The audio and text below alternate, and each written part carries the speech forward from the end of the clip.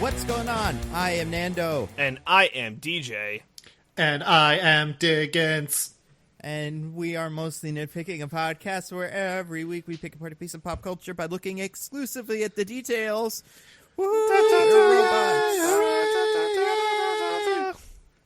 Yeah. Or animatronics, I guess. We're a bunch of them. They're both, apparently. Well, I guess at one point sense. they're referred to as the machines. Like it's Terminator or some shit. Animatronics are robots if they're possessed by the spirits of serial killers, I would think. Yeah.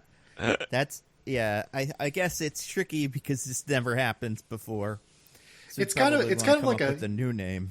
Yeah, it's like a square rectangle thing. It's like all animatronics are robots, but not all robots are animatronics. Yes. I imagine animatronics have to move in some human-y way. Like they have to seem like an animal or something like that. I'm actually, you know what? Let's look up the dictionary definition of animatronic live on the podcast. I want to take a guess. I want to take a guess.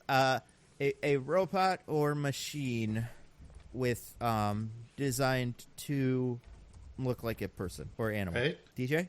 So the definition of mine's a noun. The definition of robot. No, animatronic. Oh, sorry. Definition Obviously, of a robot is a servant. Okay. Yeah. Obviously. A mechanical model designed to mimic the movement of another being. This is tough because you're both pretty wrong. Oh, wow. What? Impossible. I guess I would does give it it say? to DJ. Yeah! Boom! Ooh, Destroyed. What was the answer? The dictionary.com definition of animatronics is the technology connected with the use of electronics to animate puppets or other figures as for motion pictures. Oh. We were Okay, I very get off. that. Yeah. We were both very wrong.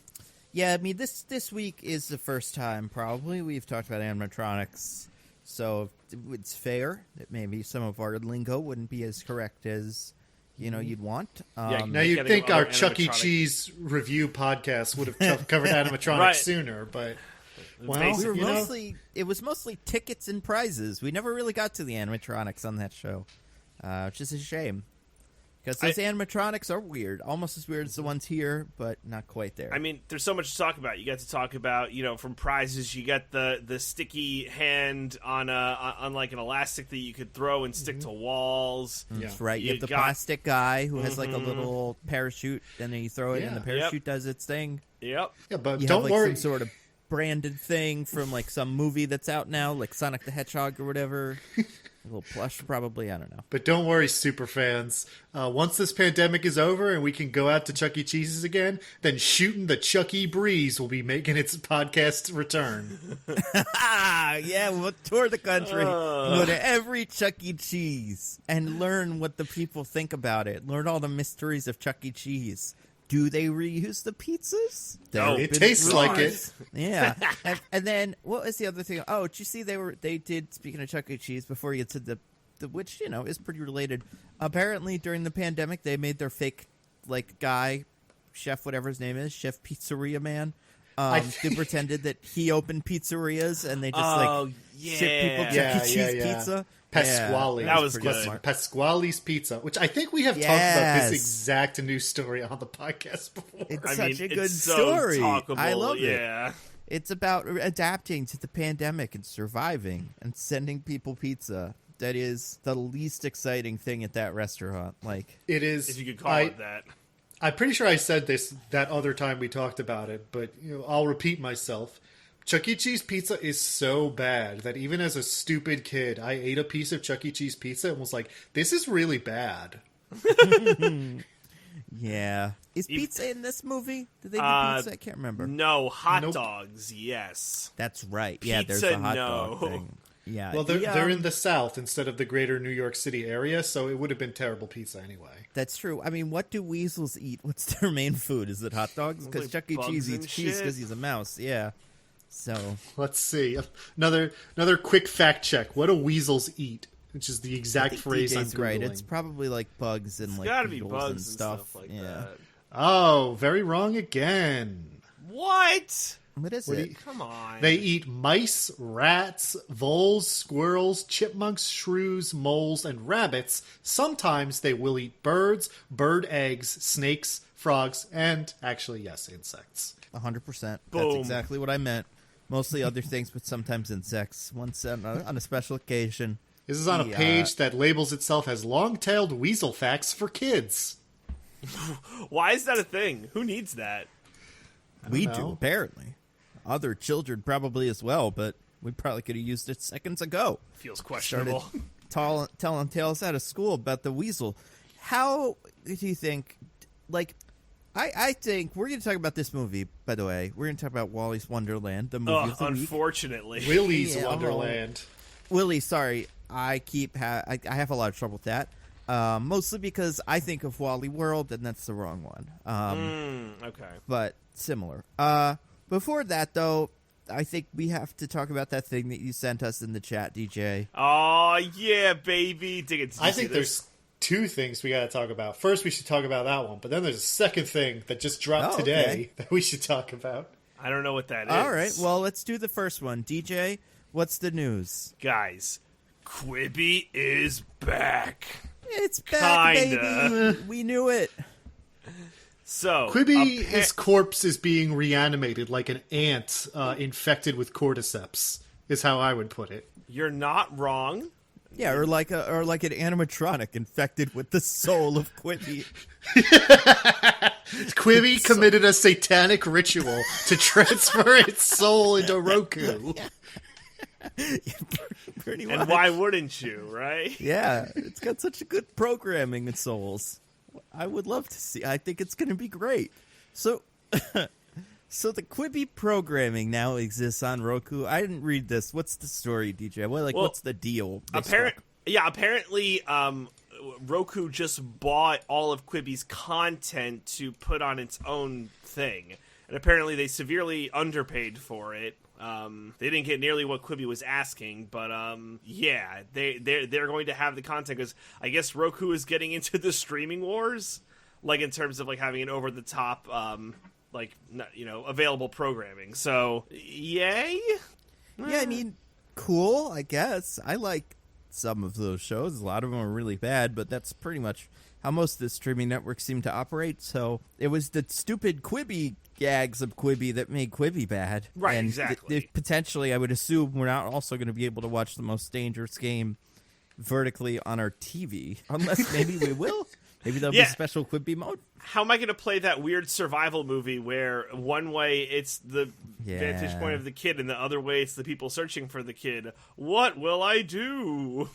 Maybe Roku will send you 2 big black pieces of paper to tape over the sides of your TV, so you only get the nice, like, the phone strip that is what you would see if you were watching it long ways on a phone. One can DJ, hope. the way you put it about how Roku got it for bargain basement prices because I'm guessing nobody wanted their content. Yeah. I feel like if we put in a bid, we might have gotten it. Ah, damn! You're so right.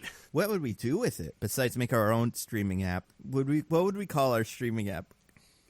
I feel like we'd have to call it Quubbo or something, so people would know it's a joke about Quibi, and then just get people to download. Be like, hey kids, TikTok children, download Quubbo as a joke to make the people that make Quibi feel silly, and we'll be the number 1 app in the App Store, and then you pay for it, and then we get all your money also. Yeah, we'll be the new part Flappy of the plan Bird. We're not supposed to say.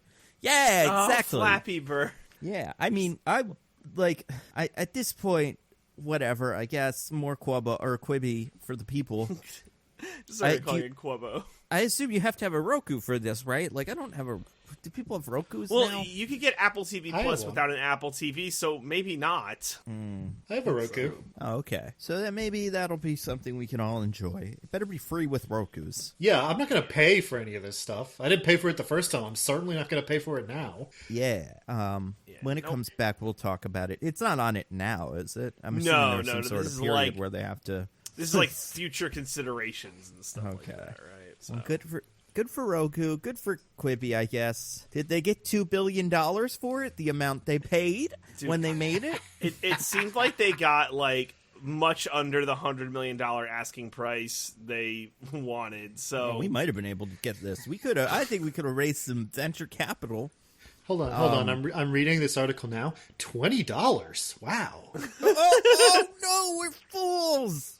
It's Damn. GameStop all over again. We didn't get it at the right price. You got to buy the tip of a Quibi. damn. So that's a great story. I can't even imagine what the Diggins one is. What's the Diggins one? Yeah, well, I don't know what this is. DJ, I'm shocked that you don't know that something dropped today that everyone is abuzz about. I just put it in the chat.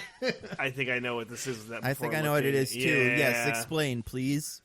So this day where we are recording, February 17th, a little peek behind the hood for all you mostly nitpicking heads out there. A trailer for a film was dropped upon an unsuspecting public. Now, how would you guys, without naming the movie or making it obvious who the title character is, how would you describe the pitch for this film? Oh, God.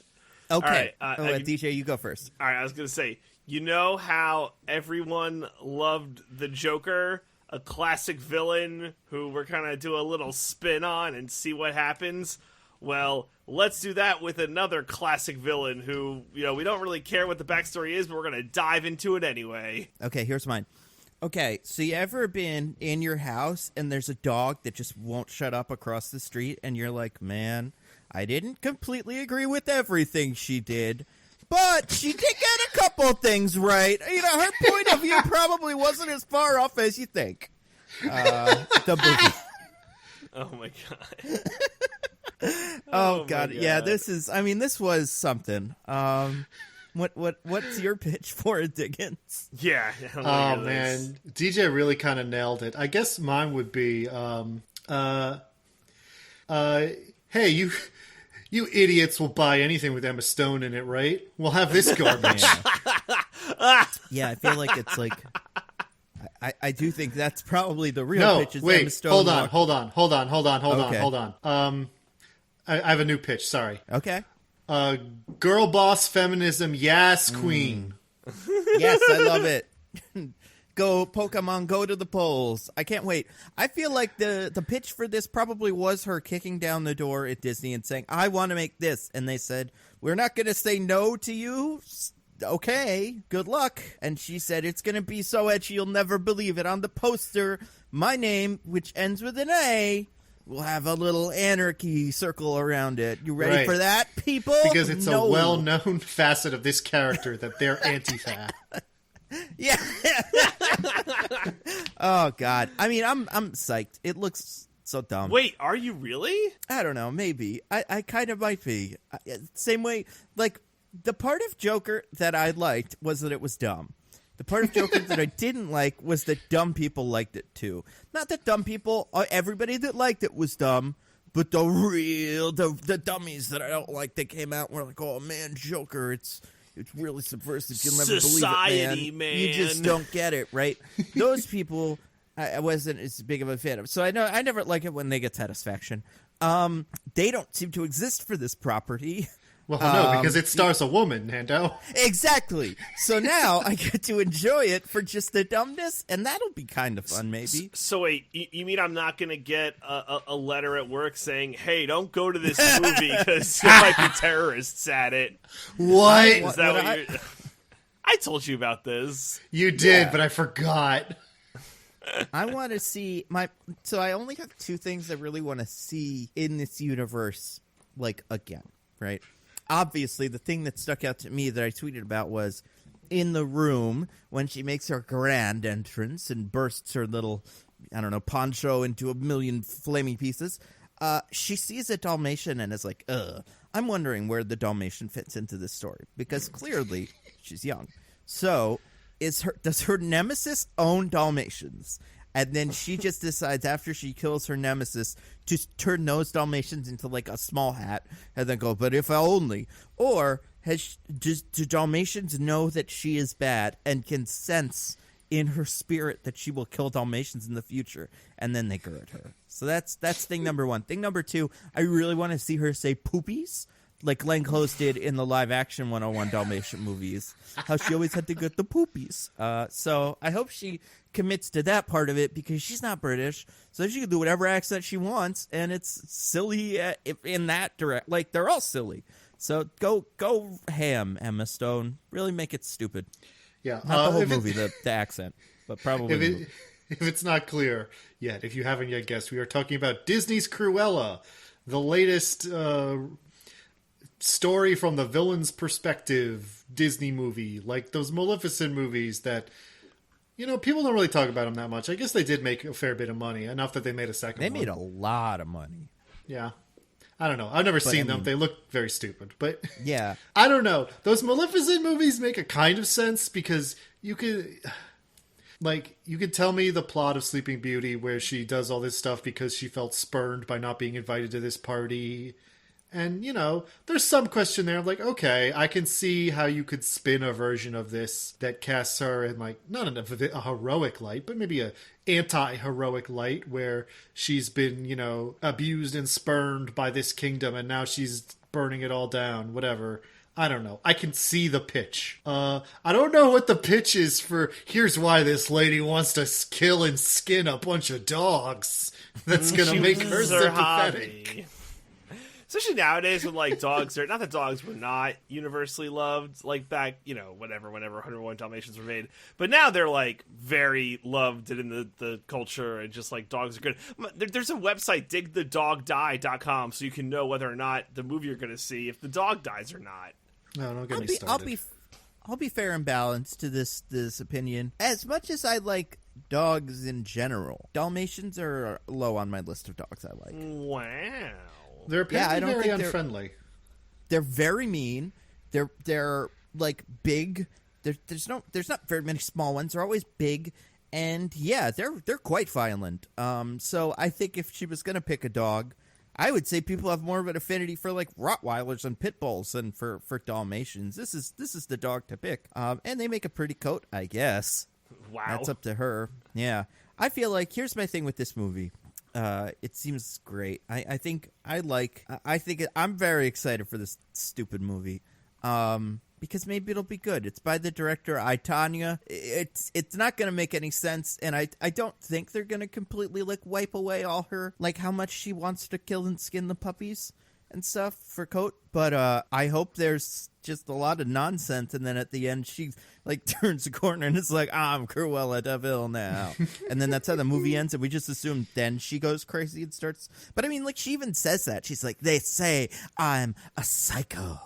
And you're like, okay, what does that mean? Like, probably because of the dog elaborate, murder. I guess. But like, has she done that yet? Has she always been just like, has she been doing the dog, like the way that people that are like serial killers torture pets? Like, are we gonna see that, or is she just gonna at the end be like, I like a dog coat, please, because my enemy wanted one? I don't know. Yeah, see, I guess that's a good point. It's like the end game of a Cruella de Vil movie. Like, you don't know exactly how that will go, because like it's not like you could have him being just lifted up by the masses and Batman's parents die.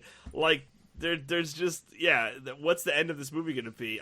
Justification for dog murder. Haha.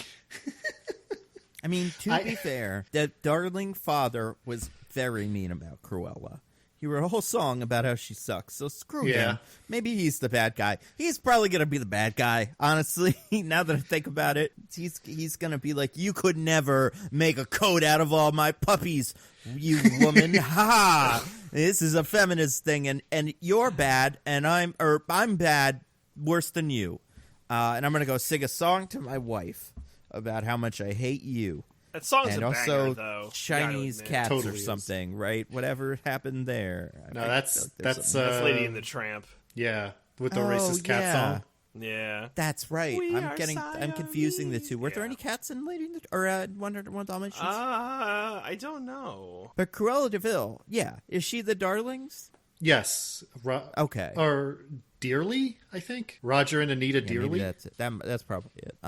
What Disney villain do you want to see a biopic for next? Oh man, Who do you want to have Hades. been right the whole time? I want the Hades movie. Do you want the Zacharias's opinion on the whole thing or something? No, I mean like from Hercules. I want like him like before Hercules, and he's dealing with Zeus and all the gods and stuff like that. And if they're gonna do like a Disney villain like solo movie, I want Hades. I think that'd be your awesome. pitch is okay, but you need to go one level deeper. Okay, Pain and okay. Panic. I want their story. They probably got an interesting story. They had to work for Hades. They seem to not be totally cool with it. Where'd they come from? No. We don't need an explainer Pain and Panic movie. We need a 90s Disney sequel style follow-up movie about Pain and Panic's misadventures now that Hades is gone. Yeah, that's true. Because he doesn't come out of hell. We need, you know what we need? We need the world outside of like the underworld. Now that the god of the underworld is trapped in the like swirling green soul thing for eternity. Maybe what happens there? Do people still die? I mean, that's just guess Like Hercules fucked it all up. It doesn't seem like he needs to actively, welcome people in. It kind of seems like a system that runs itself for the most part. Oh, okay. So maybe Pain and Panic can be in charge of it if they want. Maybe. They now run the underworld turnstile. That's it. That's the movie. Yeah, them like trying to run a small business like the Ghostbusters. That's the comedy. It comes from like I don't even know how to do the regulations. I can't do either of their weird voices. Semi-serious answer, actually, now that I think about it, I would watch the shit out of a Dr. Facilier movie. Really, what's his deal? He makes some kind of pact with the mysterious voodoo magic, but it'd be cool to see him other side. Yeah, it'd be cool to see like, him growing up and how he got there. Maybe he was a good guy who's misunderstood. There's so many options. That's true. He probably was a good guy who was misunderstood. They always are. What about you, Diggins? Give me a good one, and then a funny one and a semi-serious one. All right. I want a movie about that crowd that laughed at Dumbo. Yeah, I like that crowd. A series of vignettes about all their lives. Like what their day was like leading up to the day they laughed at Dumbo. Show how a series of misfortunes, put them in a mood where they're ready to laugh at a baby elephant. Just really get experimental with it. Now make the joke I love one. That. What's the good one? What do you think? I mean, they could do others, right? Obviously, the real one is that we get a movie about Professor Ratigan. Right. Oh, Yeah, I've that heard would people, be a good one. Yeah. That'd be fun. Who did the voice of him? Wow, I'm blanking on his name. He's all dead now, right? Yeah, Vincent Price. Vincent Price did his voice, which is who would you kiss. cast as young Ratigan? Oh, Tom that's Holland. tough. All right, moving on. No, absolutely not. The one I saw going around on Twitter, so I will not take credit for this, but it is a great choice, is Tom Hardy. Oh, sure. That'd be fun. Yeah, I could see it. He's almost as good as Tom Holland. If I get to pick a really great one, so first one, I want Man, the movie. Just the day in the life of that hunter who shot Bambi's mom. And just everything leading up to that time he killed Bambi's mom. That was pretty good. Do we get to see him butchering the corpse and then making a stew out of it or something? I mean, he needs it to feed his family. Honestly, he could have the most sympathetic of all of them. Just I'm a hunter. I don't know what to tell you. That was a big deer. I needed to eat deer that day. I killed that one. I don't know why I'd want. I don't think the character would be all that much to them. But I think you could do a movie of I mean, Hades is fun. I think you could do the Yzma movie as kind of trip through the history of whatever culture they're pretending to do. Kind of, sort of the Inca. Yeah, do that, and just she could see 50 bad rulers, because she's just the, I don't know, advisor, so maybe she's killed them all and we could just watch her kill all of them. That'd be kind of fun. But yeah, I don't know. I feel like, I mean, we'll get all of these. Every single one, even the jokes, will be made because there's nothing stopping them from doing that. I'm really happy about that. Speaking of movies where the villain is misunderstood, or no, the movie is about the villain. There we go. Sure. Speaking of movies about the villain. Movies taking children's properties and wildly twisting them to fit a genre they probably shouldn't be in. What did you guys... We got to talk about Willy's Wonderland. Yeah. A movie we watched. So for people that don't know, because I know plenty of people who have talked about this who didn't even know this movie existed, it is a movie. And you know what? We'll start with this. Actually, it kind of makes more sense now than it's ever made. Let's do the IMDb summary thing. We'll start with... God, this one's kind of long. We'll start with Diggins, because I think he won last week. He always wins, and it's bullshit. All right. That's not true. You've won. So you can, cheat off of him. All right, so right now, the one I'm looking at on IMDb is 3 sentences. Ooh, okay. A stranger drifts into a small town with a broken car. To pay for the repairs, he needs to spend a night cleaning an old abandoned children's arcade called Willy's Wonderland. But it turns out the machines are a little more dangerous and a little more bloodthirsty than his employers let on. A little bit more bloodthirsty? They were like, they're kind of bloodthirsty. Not that bloodthirsty. All right, DJ, what about you? What's your Willy's Wonderland IMDb summary? Like I said, 3 sentences. All right. Nicolas Cage plays a traveler who, after some bad luck, winds up in a small, mysterious town. After being given a task to clean the abandoned children's party room of Willy's Wonderland, he'll have to survive one night in its spooky halls to get out alive and not succumb to the dangers that lurk inside. This is tricky. I'm gonna give it to DJ. Yes! Dang. Let's go, baby. Here's what I liked about DJ's. You were both close. DJ got into, like, the job that he has to do. Specifically, I feel like you used the word tasks. I liked that. You both got most of the big picture. I think you both focused a little bit more on the actual, like, work, not work, but the like the circumstances that lead the guy here. So here's what we got. And this is bizarre, but so blame me to some extent for not remembering what the name of the theme park in the movie is. The IMDb summary also gets it wrong. Wow. So yeah, so just enjoy that. A quiet drifter is tricked into a janitorial job at the now condemned Willy's Wonderland. Wait, they say Wally's? They say Wally's, yeah. Oh, my God. The mundane tasks suddenly become an all-out fight for survival against wave after wave of demonic animatronics. Fists fly, kicks land, titans clash, and only one side will make it out alive. So, yeah, there was something about the way DJ's was phrased that I felt was a little bit closer. Well, thank you. Diggins did call him a drifter, which I liked. What's his name in the credits? I have no idea. Janitor. The janitor. Yeah. Yeah. Also, the reason for your and IMDb's confusion is that the movie was originally called Willy's Wonderland. What? Of course it was. Why'd they change it? It was changed during production. I'm not seeing a reason here, but it was originally Willy's Wonderland. I bet it's because they were like Wally's World, like from Christmas Vacation or Vacation. And then it was like, no, a different one. And they were like, well, why don't you call it something different? And they went, fine. We're tired of hearing from you, Chevy Chase. You can't be in it. And he was like, fine. And they both he's probably so upset he couldn't be in it. He would love to be good old Tex McAdoo or whatever.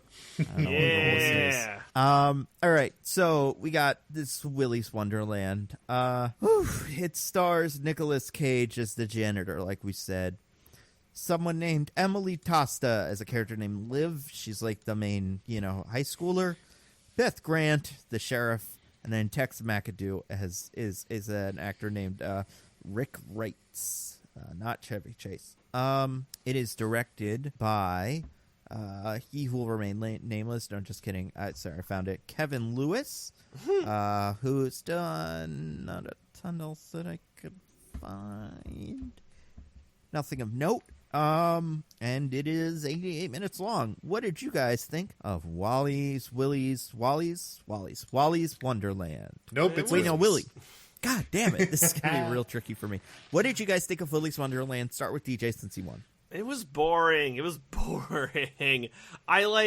We'll talk about it, but I can't believe how much nothing happened in this movie. And I gotta say, I wish, I know I say every time we do a bad movie, oh, this is the worst movie, oh, this is the worst movie, oh, this is the worst movie. This is the worst movie because nothing happens. At least Money Plane had stuff we could laugh at, but I just felt this movie to be trash because it's such a nothing. It's the biggest nothing there's ever been. There's never been more nothing than this movie. So it sucks because it's a nothing, and I don't Incredible. like it. Diggins, what about you? This movie whips. Oh My God. What does that even mean? It means it's great. I had a great time with this movie. I don't know what DJ's talking about. What a fantastic time I had. Okay. Are you sure, Listen. though? Listen, is the movie good? Absolutely not. But I loved it. Oh, it is such a great, B movie. If you've ever watched an old slasher flick or an Italian horror movie that's stupid and convoluted and it just has the dumbest excuses for its plot and people just dump out all the information halfway through in a long monologue that doesn't make any sense.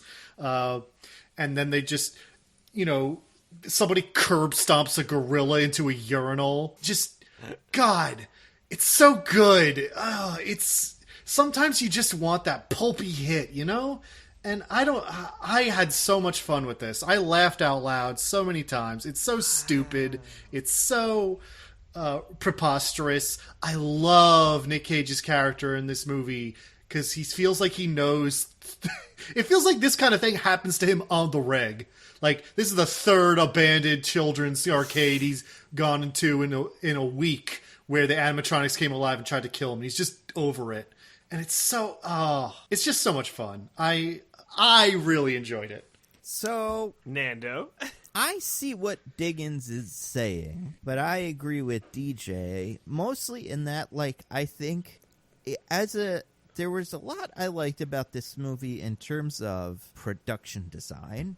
Oh, yes, the production is so good. And some of the action and, fighting and stuff. But I think at other times... good. Yeah, I think at other times the movie was really boring.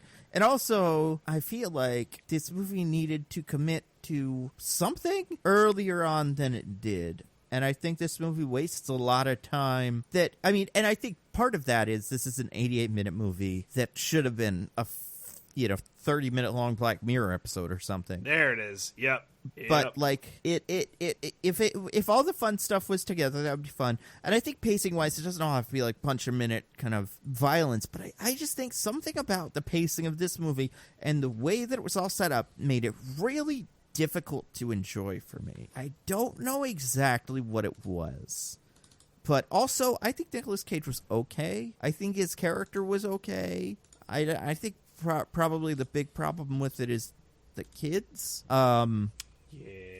But I wouldn't say I enjoyed it. There's something here, but I didn't like it as an experience. It's hard though. It's tricky.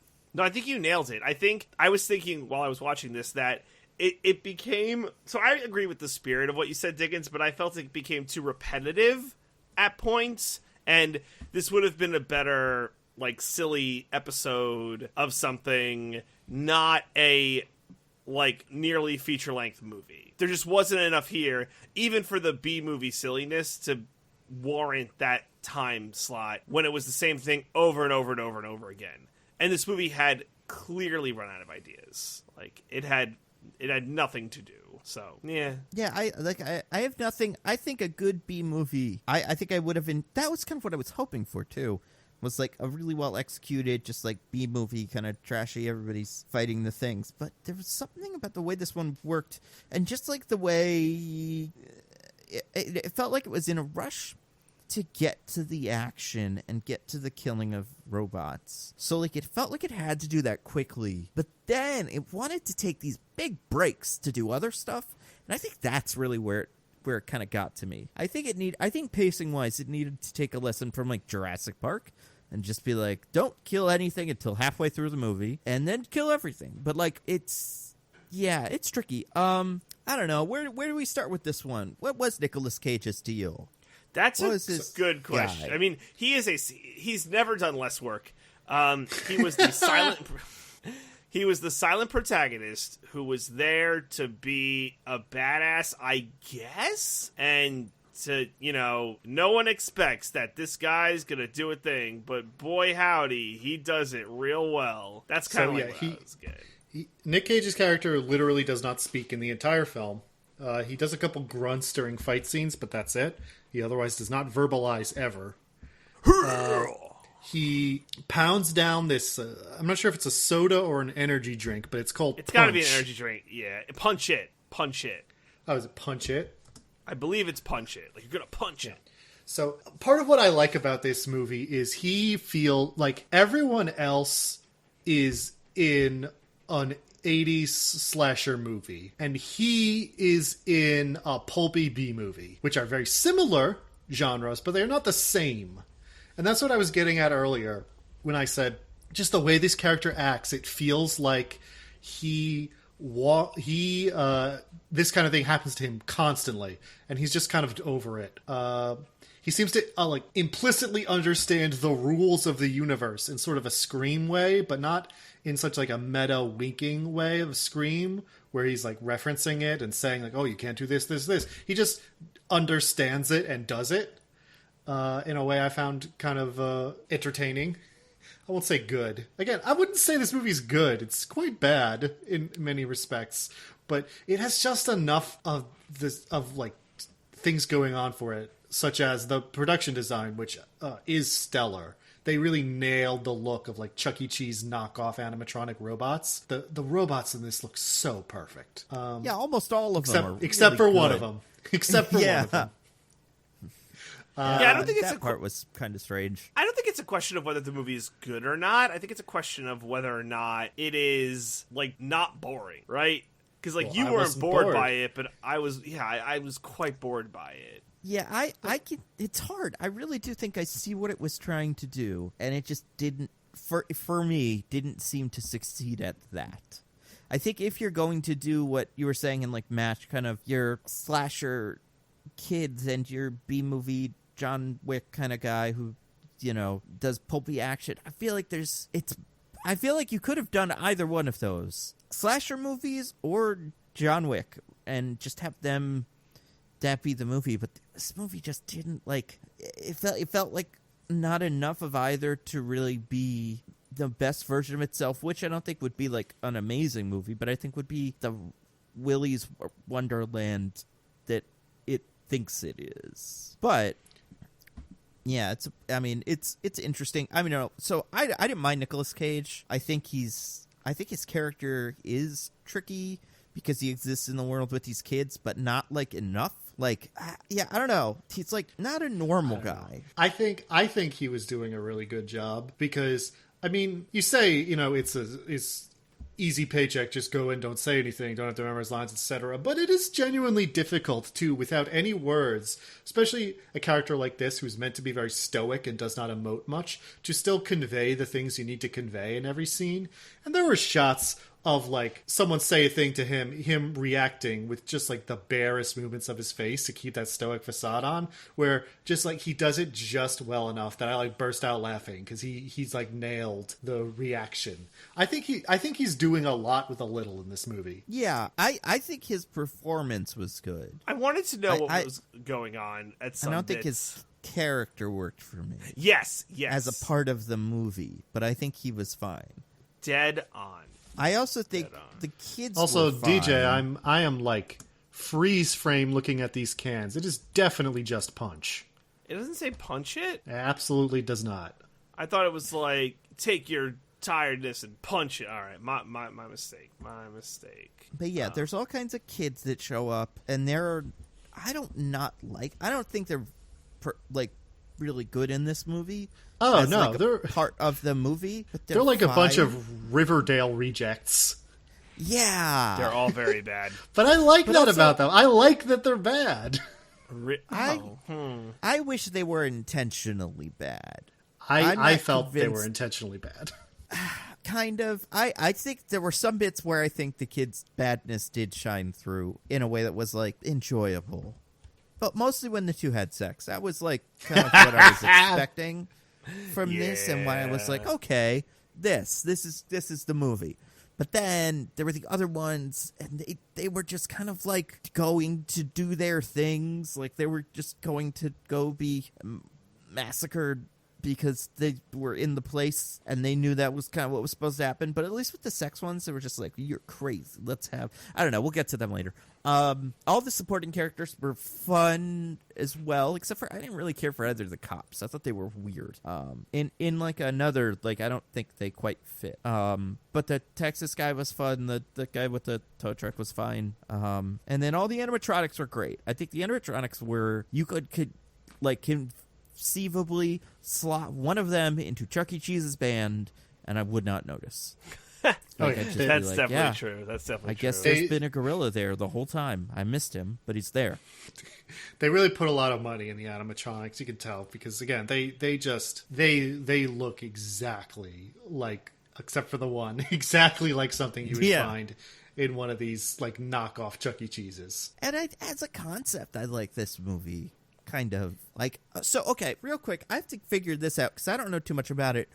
Can you describe for me what Five Nights at Freddy's is and how similar it is to this? Because I don't know anything, but it's kind of like this. It's not dissimilar. Say that. I was wondering when we would get here. Yeah, but I think it's important to understand, but also like I think I had the same issues with the movie, not knowing what Five Nights at Freddy's was, but I could see someone being like, yeah, and Five Nights at Freddy's does this better, and this better, and this better, and this better.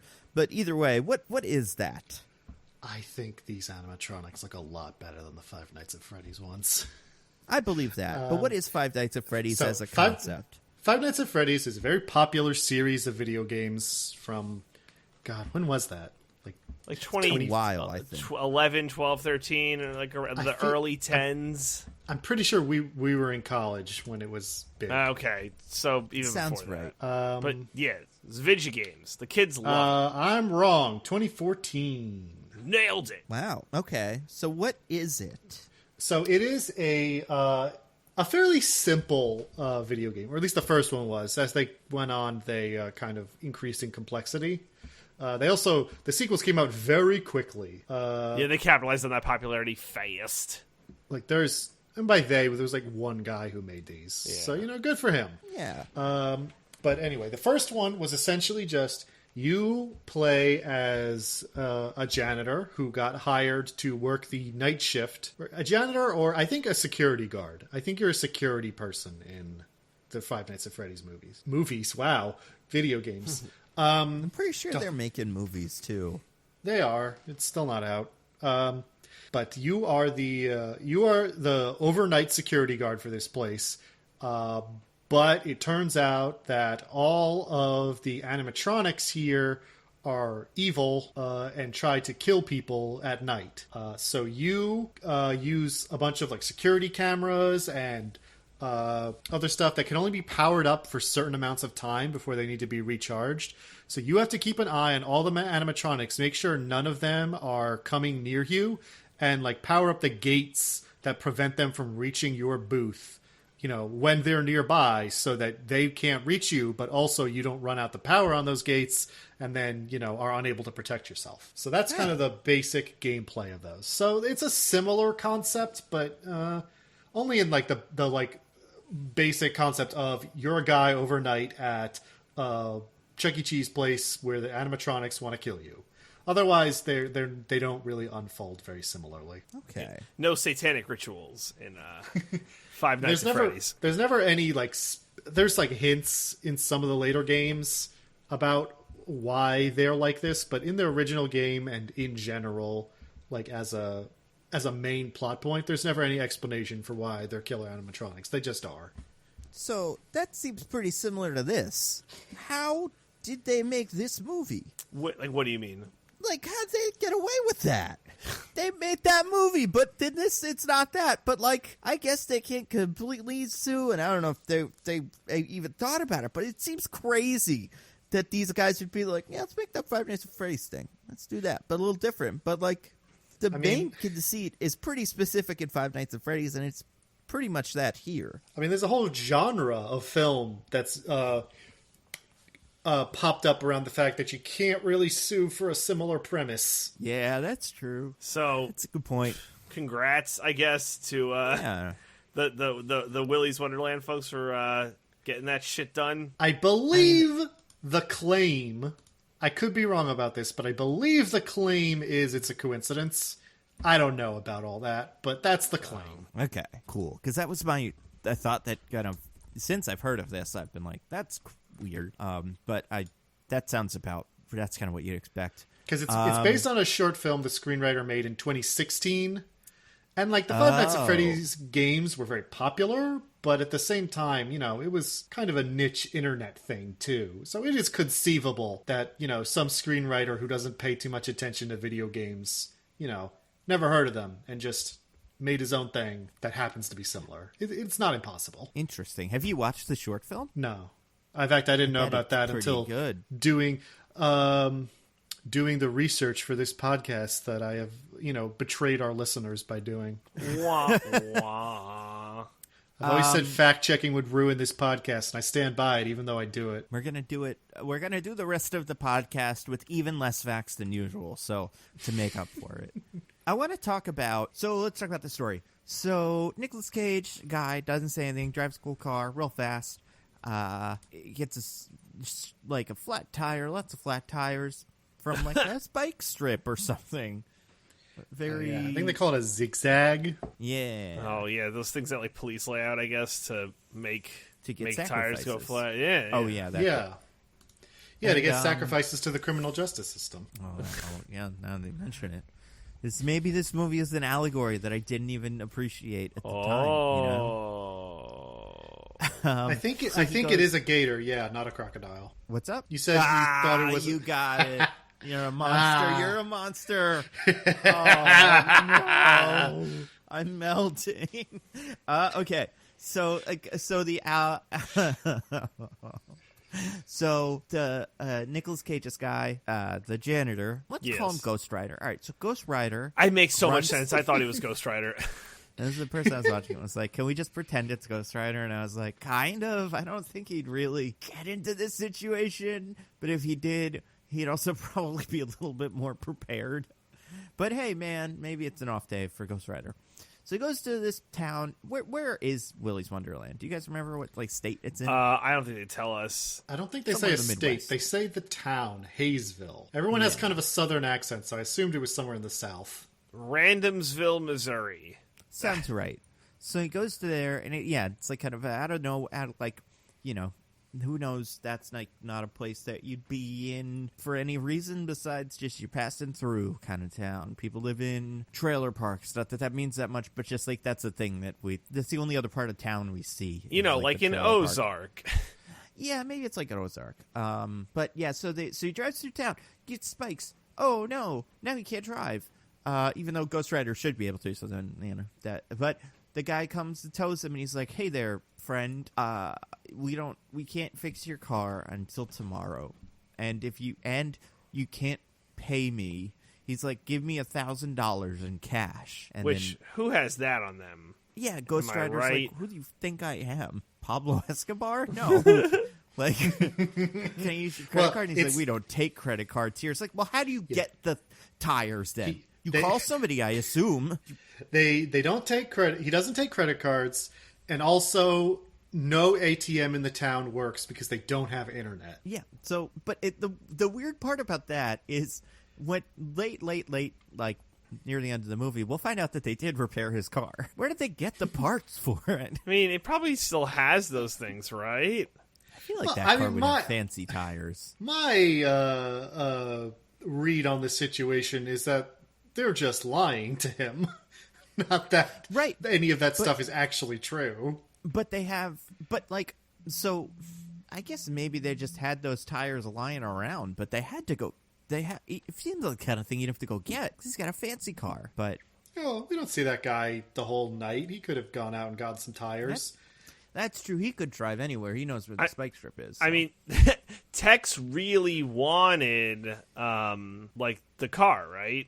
Yeah, it's kind of implied at the end that like when they pull this specific scam, they actually do fix the car because Tex takes it. Yeah. So maybe he's like, "Hey, fix my car."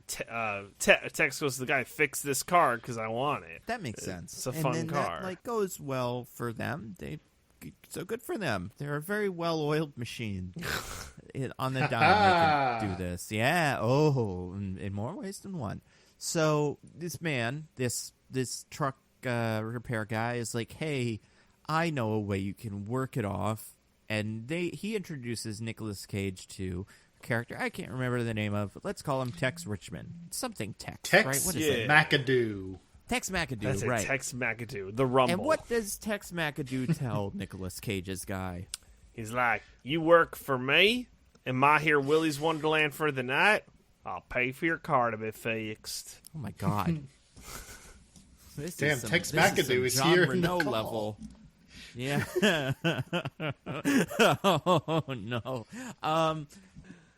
So that's the story. That's and the story Cage's so guy far. Is like, okay, whatever. I'm not doing anything else. Again, does not say a single word the entire movie. Just like He's stares at these unfeeling. guys as they say this stuff. And this is kind of what I was talking about before, where it feels like this is the third time this happened to him, where he's hearing, like, the impression I get from the face he makes at all of them is he's hearing all of them and he's like, all right, killer animatronic situation. Yeah. Here we go again. I've been here before. I buy that as an explanation for, like, his demeanor. What I don't buy is all the rest of the things he does. Because then, so they're like, you gotta clean the Willy's Wonderland. And you gotta put on a Willy's Wonderland t-shirt. And you can eat all the hot dogs you want. And just make the place, really clean in the time it takes for the monsters to kill you. And then I'll come back and you'll be dead and I'll have your car. And that's how it's all gonna go down, stranger. And Nicolas Cage's guy is like, okay, I'll wear a t-shirt that you gave for marketing purposes. And then that's pretty much it. And the rest of the thing kicks into gear. I mean, wearing the t-shirt makes sense. And no one ever puts it in these terms, but it makes sense in terms of, he doesn't want to get his shirt dirty while he's cleaning. Yeah, I guess that is true. And then he locks him into this place. And it's weird. First of all, okay, so can we describe Willy's Wonderland? It's worse than a Chuck E. Cheese, right? Yeah. It's been a while since I've been in a Chuck E. Cheese, but I think this is worse than that. Because it looks like a tiny little warehouse, and that's why it's so, like, shitty, right? Yeah. Maybe. It is kind of like an old warehouse that got converted into a kid's arcade. But I really like the look of it in terms of going for that feeling of like some shitty knockoff Chuck E. Cheese's, and they get all this stuff. Like they have different party rooms, they have like themed areas, a whole arcade section, like this terrible playroom that's themed like a forest for Sarah Siren. I don't know. I thought that kind of stuff was charming. How they got all those details.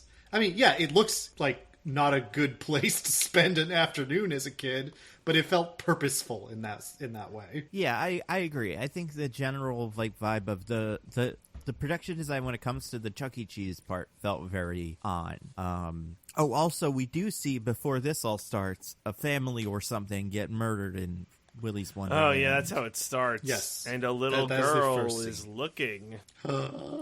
Yeah, I think maybe the movie could have done with a little bit more of that. Like just to flesh it out a little bit? Yeah, spend the first 2 or 3 minutes doing a really big version of that scene. Not just like people being scared in hallways, because we know what we're going to this movie for, and maybe one animatronic kills somebody or something like that, but just enough so that we can get it out of our system, so we get excited for what's coming halfway through the movie, but right in the end of the first act. Because I think because there's not like a dip in action, but I do think the movie feels like it has to rush to doing some of the Willy's Wonderlandy stuff with the murder animals, and I wish there wasn't that.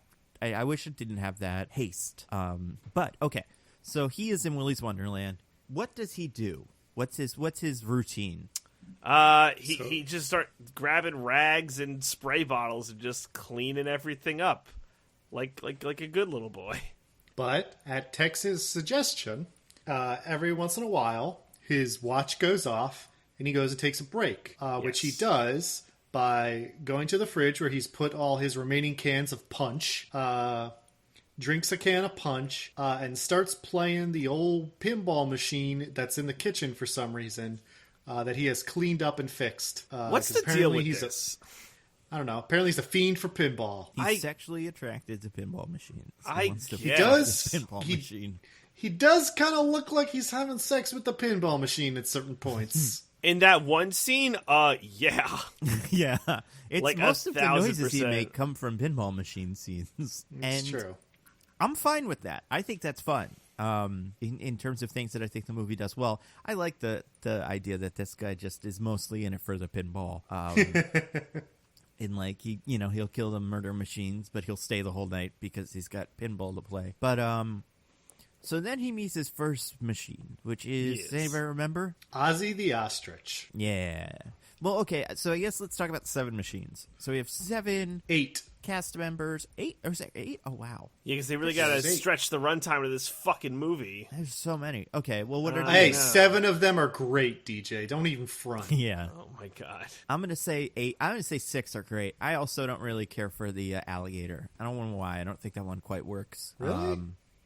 If anything, yeah, I would say if I had to pick 6, I would leave out the turtle.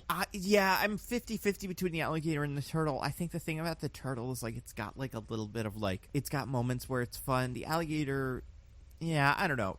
Either one of those I don't love. But if I had to, trim down to 6, that would be the other one that I'd cut off. But okay, so in order of, well, not in order of murder, but in order of remembering, let's remember them. So we got the ostrich. All of them. Ozzy the Ostrich. Okay. Who else you got? There's Willy himself, the titular Willy, who is a weasel. Willy the Weasel. He's the leader of the gang. He would appear, he's kind of like a giraffe. He's very tall. He's bigger than all the rest of them. Very necky. Yeah, very he's necky. Weasels are kind of long and thin like that. I mean, obviously he's a very stylized cartoon weasel, but I understand what they're going for. Yeah. There is a turtle. So what's the turtle's deal? The turtle's deal is that he's Mexican. Yeah. Yeah. Now, why? Well, listen, 90s animatronics, it's not uncommon that you'd have the racist one. Well, this movie was made in 2021. But I'm saying it was aping that aesthetic. Is my point. Yeah, I think that's fair. fair. I'm not saying that plays super well in this movie, but I think that was the intention. Do you think, and we'll learn this later, that there's a whole thing going on with all these guys and stuff? Do you think that one just spoke Spanish, or do you think it learned Spanish as the animatronic? I think it's playing into it. Interesting. Okay. So, yes. Like, the guy got a job, and he's like, well, if I'm going to be a part of this animatronic in a satanic devil pack, I got to play the part. Yeah, I gotta learn Spanish, otherwise it'll seem stupid when I'm just wandering around. Maybe that was part of Satan's conditions for taking the deal. Yeah, and he's kind of dressed up. Some of them have clothes, some are just kind of animals. But I do remember him having at least a hat. He's got a sombrero. Yeah, he's Tito the Turtle, by the way. There you go. Okay, so Tito the Turtle. The alligator. What's the alligator's deal? Artie the alligator is an alligator. Can't believe you remember all these. Most of their deals are that they are an animal. That's it. Well, yeah, I guess that's fair. So you got the alligator. Who was your favorite Diggins DJ? Did you guys have a favorite animatronic? In terms of what? I don't know. Your favorite one. It could have been what it did in the movie. It could have been the way it looked. I like the gorilla. I like the gorilla too. Gorilla's good. like- I honestly think the one that looks the best is Willy. I think the ostrich also looks really good. I think like we don't see too much of it, but it's a very like solid. You know what else? I actually really like the knight. It's pretty Oh, stupid, nighty night. but I like the knight as like Knight's the pretty weird good. human member of the group who's just kind of also with them. Is he the weird human member of the group, Nando? Well, he should be. He's the one that's cool. He's the good version of that. And also he's even more than the other one though. He's like they're all kind of like weird not mystery creatures, like magical creatures, and he's just like a guy with like Yeah. who could be a real guy in another situation. But Oh, also, was he in- he's still totally just a puppet, though, is the thing, which is why he Oh, works. absolutely. Yes. And he's got what I liked about him, the knight, is his outfit is like a knight's outfit, but he also, if I remember correctly, has a big mustache. You can't see his eyes because of the helmet or something. And that also looked very good. Yeah, he's got a big Yosemite Sam mustache. Yeah. I think you can see his eyes, but they're also big and Oh, okay. cartoony. Ah, gotcha. Do you guys think that the knight before the Satanic Pact, he like was a knight? Oh, maybe. Do you think that's on the Yep, cards? definitely. He was knighted by the Queen of England and then came to work in Willy's Wonderland in Hayesville, Alabama. Weird that he did that, but that makes sense Yeah. for this movie, sure. Yeah. Okay, then let's see who else. We got a chameleon. Cammy the That was- Chameleon. Cammy the chameleon. That one was okay. She had the Something about most to do, interestingly enough. Well, something about the design of that one I didn't love. I don't know what it was. I think it was the head to body ratio or something. She looks I kind get of that. odd, but she looks odd in a way that I kind of liked. Yeah, I guess that's fair. Who are we forgetting? Well, Gus Gorilla. Gus Gorilla, right? Yep. Who is like a we mentioned him, gorilla. but we haven't officially introduced him. He's like green, right? Am I remembering that correctly? No, he's black like a gorilla. Oh, okay. Is he wearing pants? I don't think so. I don't think so either. I was wondering. He has a tie on like Donkey Kong. Oh, okay. Yes. These little touches like that I really like. Which I think is why I like the gorilla the most. That and the fact that just the face and the way that it was, because that one gets a real beating. You kind of feel like some of them, like with the ostrich, who's the first one that goes, he like hits it a lot and it like breaks. But I feel like with the gorilla, there were parts of it where you were feeling like he was punching a big plush gorilla mouth, and then other parts where you felt like he was punching like a big animatronic head. And I feel like the variation in textures came through really well with that one. Who else are we forgetting, guys? Well, we've talked about 7 of them, Nando, but there's one more. Do you remember who we're talking about, DJ? Let's see. We talked about 7 really, really good ones. Yeah. I Sticking out in our head as good ones. can't place my thumb on who the 8th one would be. That's horrifying and terrible, and I would want to erase from my memory neuralizer style from Men in Black. I It can't. doesn't really work as a member of the group either. Yeah, it Kind of almost seems lazily produced so that you could have one of them do a lot of stuff. And But without bafflingly having gets to have a used cumbersome outfit. as one of the most used members of the gang, even though they Yeah. look the worst. Ah, that is a bummer. I guess we'll get never it. know. I see what they were what they had to work with and why that character ended up being the one it ended up being. It is a Right, shame. yeah. Because So it we're talking does about not, Sarah Siren, obviously. yeah. And what is she? Obviously. What's her like? She's like a pixie, Face. right? Yeah, she's like a fairy. She's like a Tinkerbell fairy. Oh, okay. Yeah, and she is like, I feel like the first time I saw her, it wasn't super clear. Like when she's standing with the band, I didn't notice that this was what this one was. But unlike all the rest of them, which are a big giant animatronic creation that sometimes is just kind of standing there, sometimes as a person inside of it, but is still the animatronic, this one seems to be an animatronic-y head thing. And then like a ballerina body or something. And Yeah. that's Well, just it's a person. weird. It's weird. In some scenes, it's clearly an entirely animatronic puppet, like all the others. Like you can look at its Oh. body, and it does like fully a puppet, and you're like, well, that's kind of a lazy design, but that's fine. But then there's other scenes where she's moving a lot, and you look at her, and you're like, that's a lady's human skin on everything but her head. Yeah. And that's when I'm like, this isn't good. I don't like this. It is a bummer because, and you know what else about her I didn't love? All the rest of them, I guess not all of them, but most of them, when in murder mode, looked about the same as they do in regular mode. Their eyes would get a little more aggressive, and sometimes their mouths would open bigger. But for the most part, the scariness of them, like they looked so weird normally that if it was close enough to you in that face, you'd be like, oh my god, that's a monster now. This one transforms its face, too, into, like, demon face. Yeah, it's bad. Yeah, yeah. Well, I couldn't tell exactly what was going on there. Because I think there's a thing they might have been going for that I think would have been fine, but it's not clear that that's what was happening. Because it might have been that they were trying to go for, not that she transformed herself, but because she gets beat up a lot without dying, unlike a lot of the other animatronics who would just get one fight. So it might have been that was supposed to be like damage, like Nick Cage messed her up in one of their fights, and like her mouth got like ripped open a little, and now it looks like that, which would be fine. But they don't, if that was the intention, they don't draw enough emphasis to Nick Cage causing that damage for that to be clear. Yeah. And it does kind of end up looking like she's just suddenly got a demon mouth for no reason. Yeah, that one was weird. But all the rest of them, and like some a little bit less than others, but all the rest of them were really good. Yeah.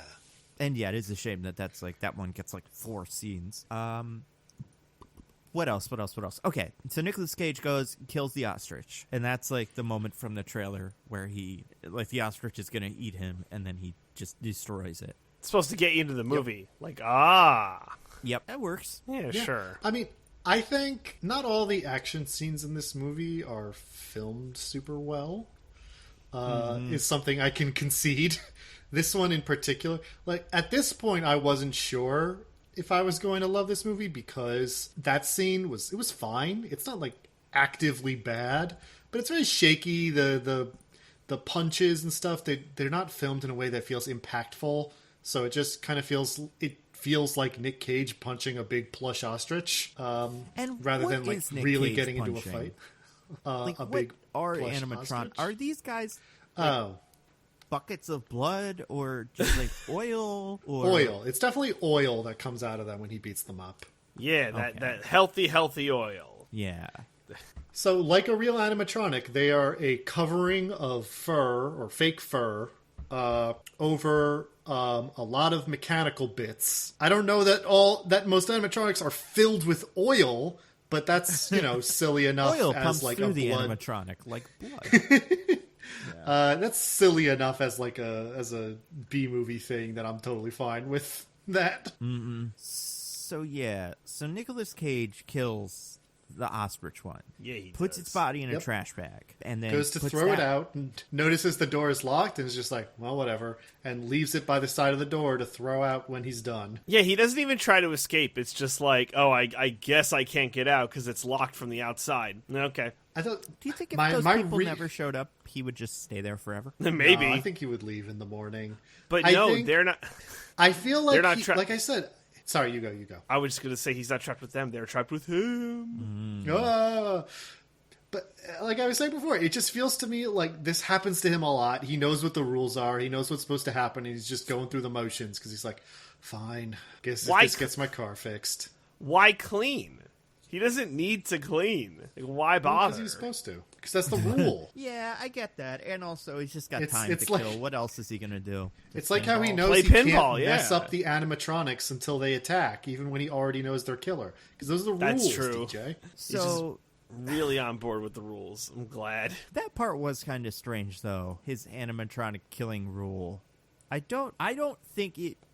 I don't know. Do you don't like that he didn't just say, fuck the rules, I'm burning this place to the ground, it's stupid that I can't just, I guess, go to town. Yeah, I guess if not, burn the place to the ground, but definitely be like, all right, well, I'm going to kill all the rest of these now. Like, his guy, okay, so my problem with this guy, or, the thing that was weird about him for me, was that, this all starts happening, and he doesn't react in a way, he reacts in a way that is extreme, right? He reacts like he's not ready for this, kind of. Okay. Oh, But- I disagree. He acts exactly like he was expecting this to happen. But like, so he's like surprised by it.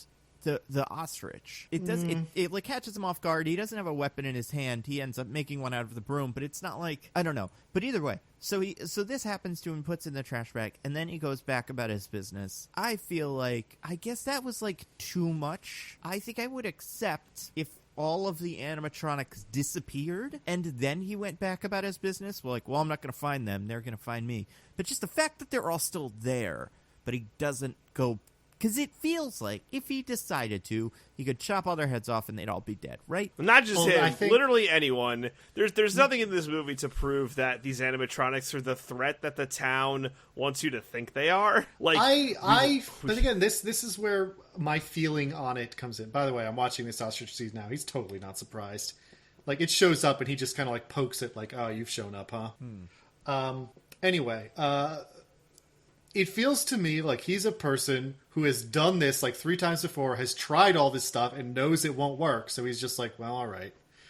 I'll do this the way I'm supposed to so I can just get out of here. So Nick Cage, the janitor, understands the game so well that he knows that he's good enough to play the game, that if he just does that, it's all good.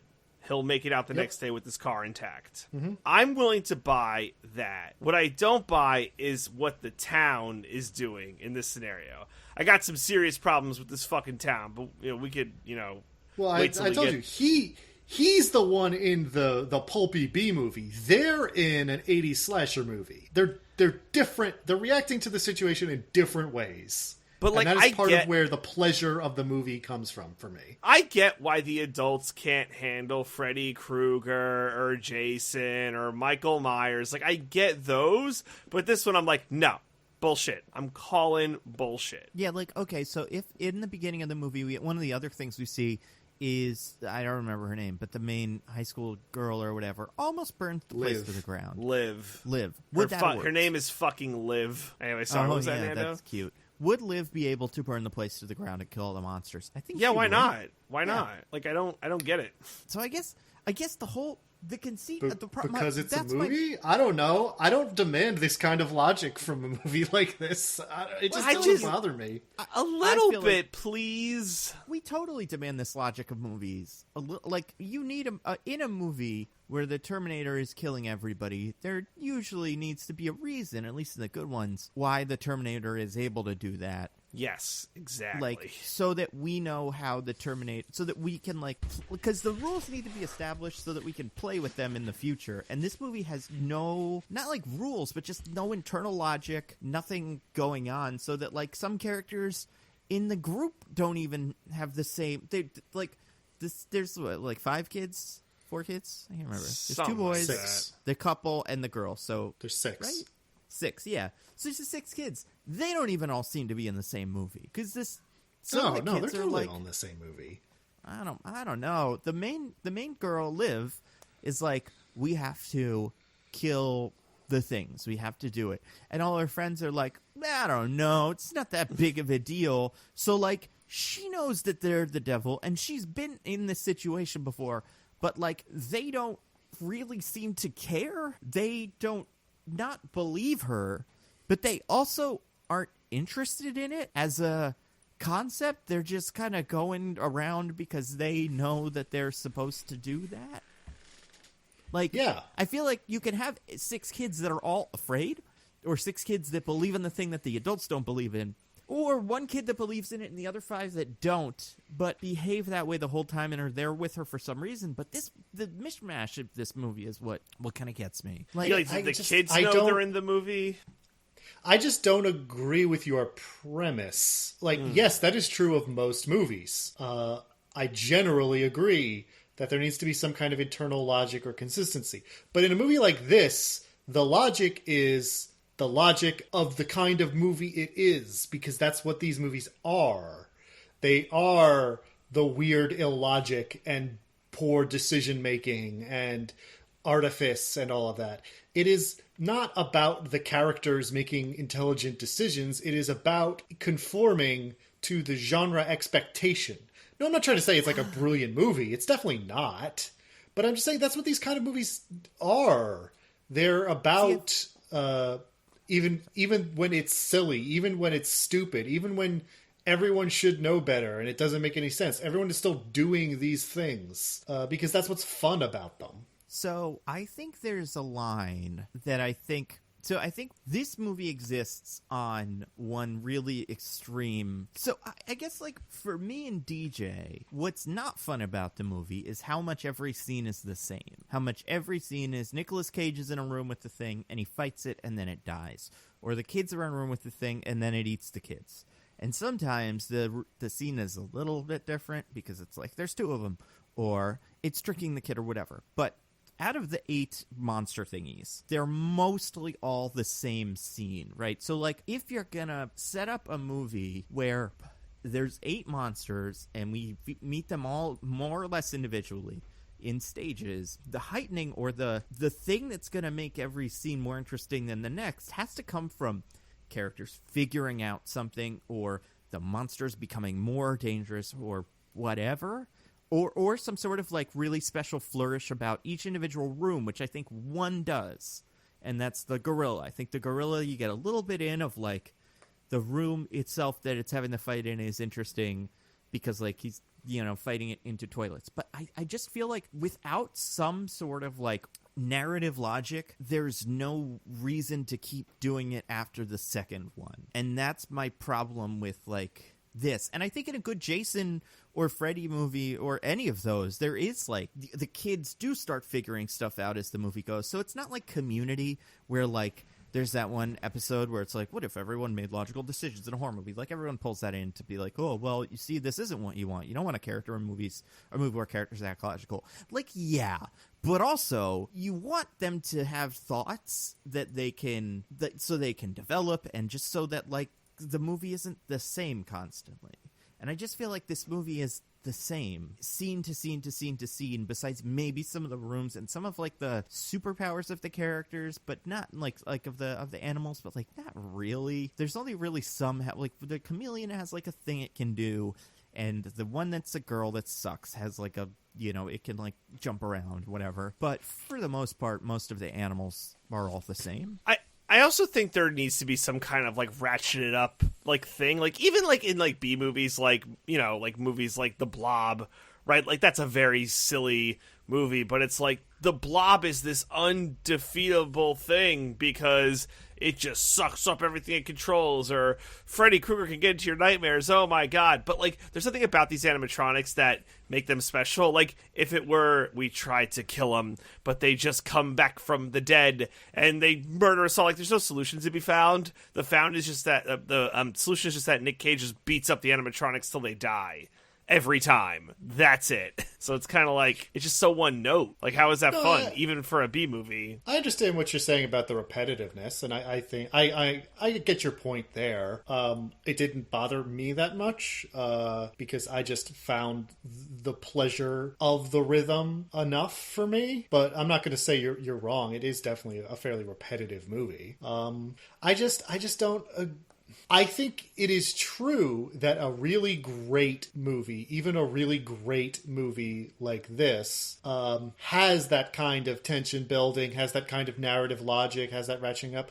But I don't think it is necessary to be fun. And, like, I don't think this is if I'm taking off my irony hat and putting on my serious, this is what I think of this movie hat. It's not a great movie. It's not a great one of these, but I had a lot of fun. I enjoyed it. And I think for this kind of movie to have a lot of fun, it doesn't need those things. It has to understand what it is, follow through on those conventions, and deliver enough joy and pulpy pleasure to be, you know, to breeze you through the 90 minutes. And for me, it did. And that's just, like, at the end of the day, I can't convince you that you had fun with it, because you didn't. And I mean, that's fine. But right. I did. Yeah, I mean, I think that's, like, it's hard with this movie because I think there are a lot of I think this movie, if executed better, like, if some things were done better, would be very fun and would be the kind of thing that everybody sees. Kind of like, I mean, I don't think that's exactly what this is, but like a Ready or Not or something like that, where it's just like, yo, this is really satisfying and well done and it's funny and all that stuff. Like, I feel like one of the things that this movie kind of whiffed on, for me at least, was the different rooms. Like, we have this fun vehicle for how to get the characters familiar with the different rooms. Like, Nicolas Cage is cleaning the whole place, right? So we could spend so much time having him clean every different room, being like, wow, this one's interesting because of this feature and this feature and this feature, and like this one has a slide and this one's got, you know, I don't know, something else. And like, besides that, lighting in every room, they were all more or less the same. Sometimes there was a little bit more, like there was the playroom with the trees and stuff, but besides that, like all of the fights kind of happened in the same, I don't know, regular room. So I feel like there's so many things where I'm like, okay, so this is where the next scene is going to get more interesting than this scene, or more fun to watch or whatever. And like the movie just kind of didn't do most of them. And I think the introduction of the kids halfway through doesn't help. I think the kids make this movie decidedly worse because they offer nothing but padding time. Like, again, like, I'm okay with low quality. I'm okay with B-movie, but at no point did the kids increase my enjoyment, except maybe those two kids having sex was pretty fun, but you might as well have put two kids just in a room having sex, like, oh yeah, we snuck into the random creepy Willy's Wonderland, let's have sex, and like, you know. Listen, man, if that one kid saying the words, you know, like transferred their souls in a satanic ritual did not improve this movie for you, then I don't know what to tell you. Yeah, I guess exposition lady was helpful. Well, yeah, where did we get the exposition in this movie from? I thought it was mostly from the cop. No, the girl, Liv, she tells Nick Cage that. Oh, yeah. We get two parts. Like, the girl tells Nick Cage the deal, but the sheriff is like, here's what happened. Like, to make the plot. Liv explains the backstory of Willy's Wonderland, the place, and then later the cop lady explains what the deal they made was. Okay, that makes more sense. That sounds right. Like, it's strange. I think you could start this movie like where you started, like have it. Nicolas Cage goes and works and stuff, and then we don't get any murders. Like no fighting with him and the ostrich, no fighting with him and the gorilla, whatever. And then the kids show up, and then the kids all get eaten by them, and it's like, uh-oh, there's murder things here. And then one's about to get Nicolas Cage, and then Nicolas Cage kills that one. And that's kind of where the flow of the movie reverses. Because it's weird that the movie starts with Nicolas Cage can kill these whenever he chooses to, and then bothers with the kids at all. You know what I mean? Yeah, like, why does he care about the kids? He doesn't, except for the one. He's not willing to let all the rest of them die. I mean, I get the impression that it's just he's doing his own thing, and he doesn't want them to die, but it's not his fault that they go off on their own like idiots. I don't know. He seems to have some weird stake in this, and I just can't figure out what it is. I mean, I'm want with a bunch Diggins. of people to die. I'm fine with that as a motivation for a character. Yeah, I'm with Diggins there in terms of like I don't think he needs to necessarily have a motivation or like why he's working with the kids is important, or why because I don't think he doesn't kill any kids. Wait, DJ, did you want him to have a scene in the middle of the movie where he talks about how the kids remind him of his dead son? Yeah, where the kid is like laying in bed and says like, God, what was that stupid thing the kid in Extraction said? Oh God, yeah, I don't remember. It's been so long. It's been like 6 months, but that's really long for Extraction in my brain. But yeah, I feel like I'm with Diggins that I think the way that Nicolas Cage worked was fun, and the way that he moved through the movie as a plot device or whatever we're calling worked, and the way that the kids kind of tried to work with him worked too. Like there were some, I would say one of the genuinely funny bits was when he his timer went off when him and the girl were going to start the fight with the thing, right? And then he's like, Candy Chameleon. Yeah. That was funny, and I think that when he hands her the pocket knife and then just walks away, that was good. I wish there was more of the kids trying to figure out what his deal was, not like figure out what his backstory is, but just like, all right, well, we need this guy if we're gonna kill all the monsters. So how do we get him to work with us? And like, I don't know. It's just like everything just kind of happened. But that's why like there were parts like that I liked. I liked the kids having sex. Let's talk about the kids. So the kids. So the one girl, Liv, is seemingly like the child of the cop who is the only cop in town, as far as we know, or as far as we see. Like yeah, and she lives in like. They live in like a trailer, right? I think something like that. Yeah. The cop mom is like, all right, well, I'm handcuffing you to the radiator, like eat or something, eat crackers and pee in a bucket, and I'll be home at like a day or whatever. Just the worst. Yeah, worst. She catches Liv trying to burn down Willy's Wonderland. Yes. I think that would have solved the problem of the movie. Oh, no. I mean, would it have, though? Because apparently if there's... Well, hold on, DJ. All right. Let me finish the sentence. They seem sufficiently able to move around without being noticed that they can leave Willy's Wonderland and kill people in the town if they're bored enough. Which says to me that if you just try to burn down the place... They could probably leave before they get burned, and then probably kill a bunch of people in town. I mean, you don't think you could like catch them off guard? I mean, you can. Maybe. Like some characters do, but yeah, it depends on what character you are if you can catch them off guard or not. Like when they kill the like everything that goes on with the turtle would kind of suggest that like if you were trying really hard to kill them and you knew where they were, you could do it. But if they jump out from behind a thing, they can kill you. And they're really good at jumping out from behind a thing. Like that's their big skill set. They're so good at it. Yeah. Okay. So these kids. So the Liv's friends rescue her from her house, and they're like, "Sorry, it's crazy that she locked in here." The one girl does a little like does the whatchamacallit, hairpin, picking a lock with a hairpin, with a bobby pin. Yeah. So then they all go, and Liv is like, "I really want to burn down that stupid place," and they all go, "Okay." One of them is into her. I can't remember his name, but he's like kind of Chris. Yeah, he's like, "Guys, we should do it. It'd be cool." The standard name of unlikable dorks everywhere. Yeah, that's You're true. not wrong. I didn't even think of that. You're not wrong. So then they go to the Willy's Wonderland, but then they see that Nicolas Cage is in Willy's Wonderland, and Liv says, "No, we can't burn down Willy's Wonderland. He'll die.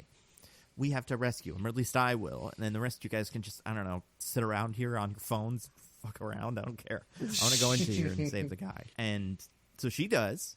And she like crawls through the man-sized vents, which fun. This is where the alligator shows up, which I don't know. I just don't love the alligator. But that starts kind of bad in that. Anytime there's CGI, the CGI is not great, and he zooms up to her with CGI, which doesn't look great. But then the chase from there I thought was nice. So how when she gets out, he like pokes through, and there's oil dripping from his jaws. That was kind of cool. So then she is now in Willy's Wonderland with Nicolas Cage and like the 6 remaining animatronics that he hasn't killed yet, because he kills the gorilla. Really fun fight. I would say the gorilla is so good. That's when the movie sold me. When he curb stomps the gorilla into the urinal, I like burst out laughing. That was fun. That was great. That was fun. And then so the Liv lands in the like Pixie Playhouse, whatever it's called. What the heck is her name? Siren's like Sarah Siren something. Yeah, forest or fun, or I don't know. So she gets in a fight with Sarah Siren, and it's fine. She does fine enough as far as we see. She doesn't die, so, raise that bar, am I right? She's pretty capable of fighting these things. Like, not her friends aren't, but most of the ones that get killed by the things aren't really trying to fight the things. They usually get caught off guard by them. Another reason why I'm half with Diggins, half with DJ. Like, I do think if the town really just got to it, decided to do this, they could probably kill all these. Letting it on fire might not solve the problem, but these monsters, they're just kind of there. So then the kids all are on the roof trying to decide what to do, and the roof collapses and they all land in Willy's Wonderland as well. So now all the characters are in Willy's Wonderland. In the ball pit specifically. That's right. Yeah, in the ball pit. Yeah. So then they all just go fight in the whole place. And there's one bit where the girl's like, okay, let's kill all the things. And Nicolas Cage says, we can't yet. Which, sure, whatever. It's again, well, he doesn't say anything. Right, yeah. He like just stops stops her her. hand. Yeah. And what do they do next? What do the kids do? Oh, like- well, those two kids go off to have sex in the satanic ritual room. Yeah, Right. because that's a don't kink shame, but hey. Well, okay, I guess that's more important. Diggins, can you explain the satanic ritual stuff? Right, so at this point she explains the backstory of Willy's Wonderland to Nick Cage, which is that it was opened up in like 1996, although later in the song they say since 1984. So continuity error, ding! Ding. Maybe that branch was opened in 96, but the establishment existed before. The Maybe. main franchise. Yeah. Possibly. Anyway, apparently it was founded by a prolific serial killer who recruited a bunch of other serial killers to work for him so that they Which, could... how? Who cares? I mean, if you need a job Yeah. and you're a serial killer, it's really pretty tricky to get one.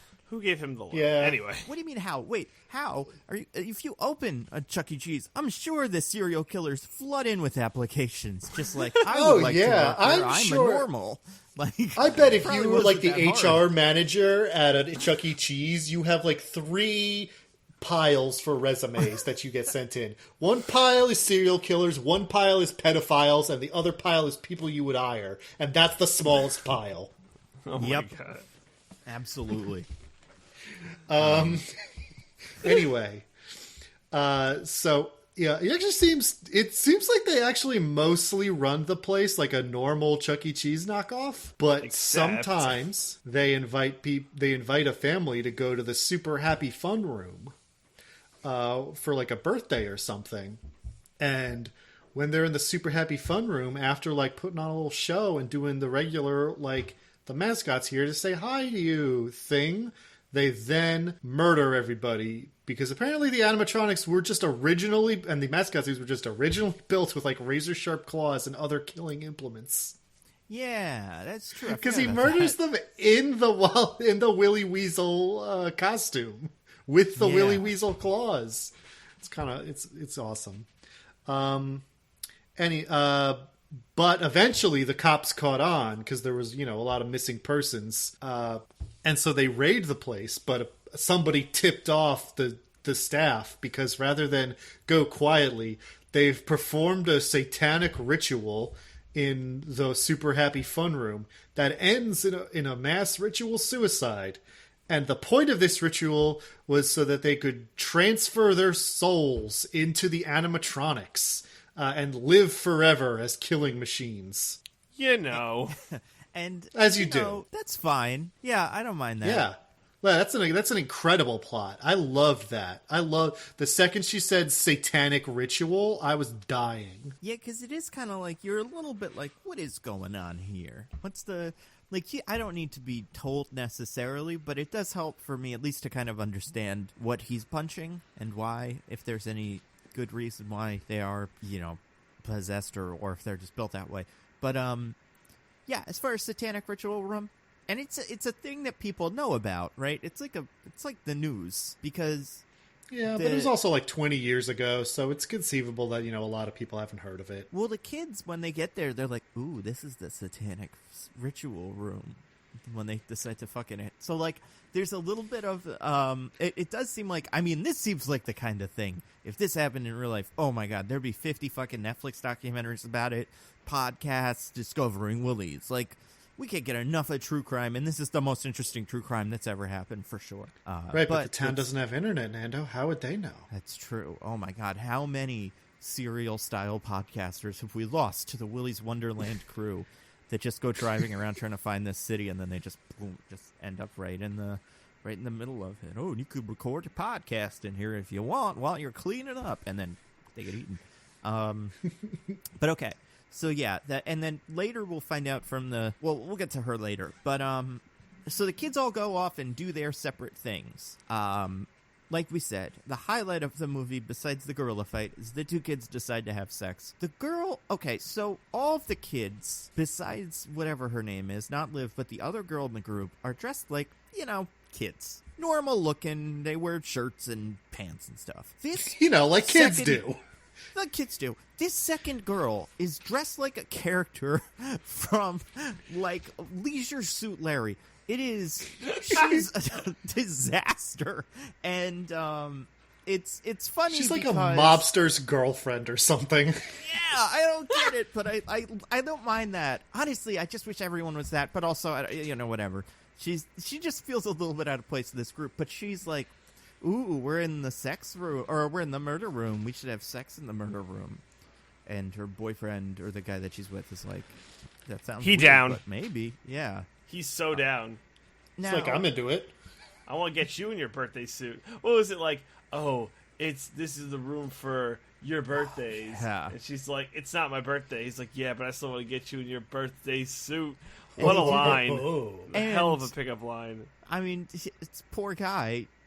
They have sex, but she's, they're doing that fun PG-13 fully dressed sex everyone has, where, like all clothes are still on mostly. This is definitely an R-rated movie, so I'm not sure why. I guess does just anyone because ever they're say supposed fuck? to be teenagers. Yeah, no, they do. They absolutely do. But, okay, so those two go off to have sex. This is before, I think, the rest of the group encounters the first group monster. However, at this point in the story, I think these two should know there are monsters, and the monsters are the things, right? Like, kind of. Yeah, right?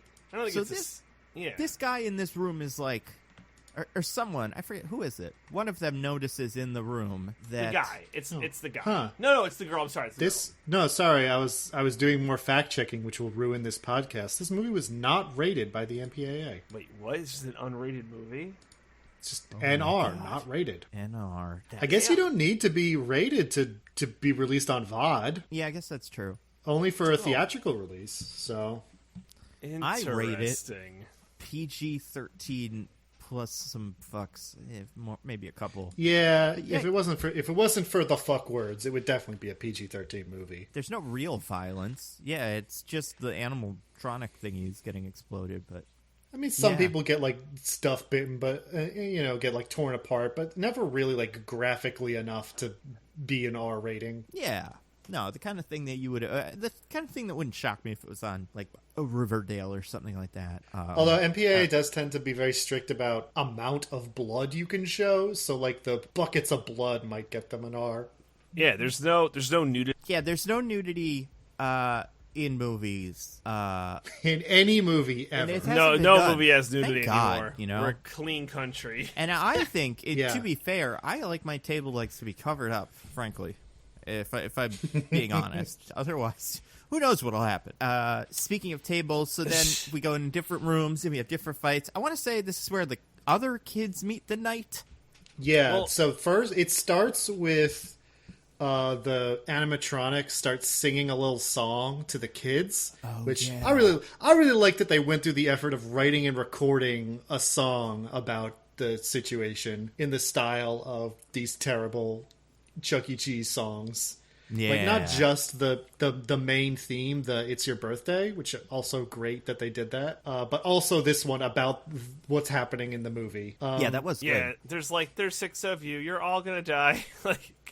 That was good. Yeah, but at the end of it, it says something about like there's 5 of you now because you go nighty night, and then the knight is suddenly behind them and stabs one of them through the chest.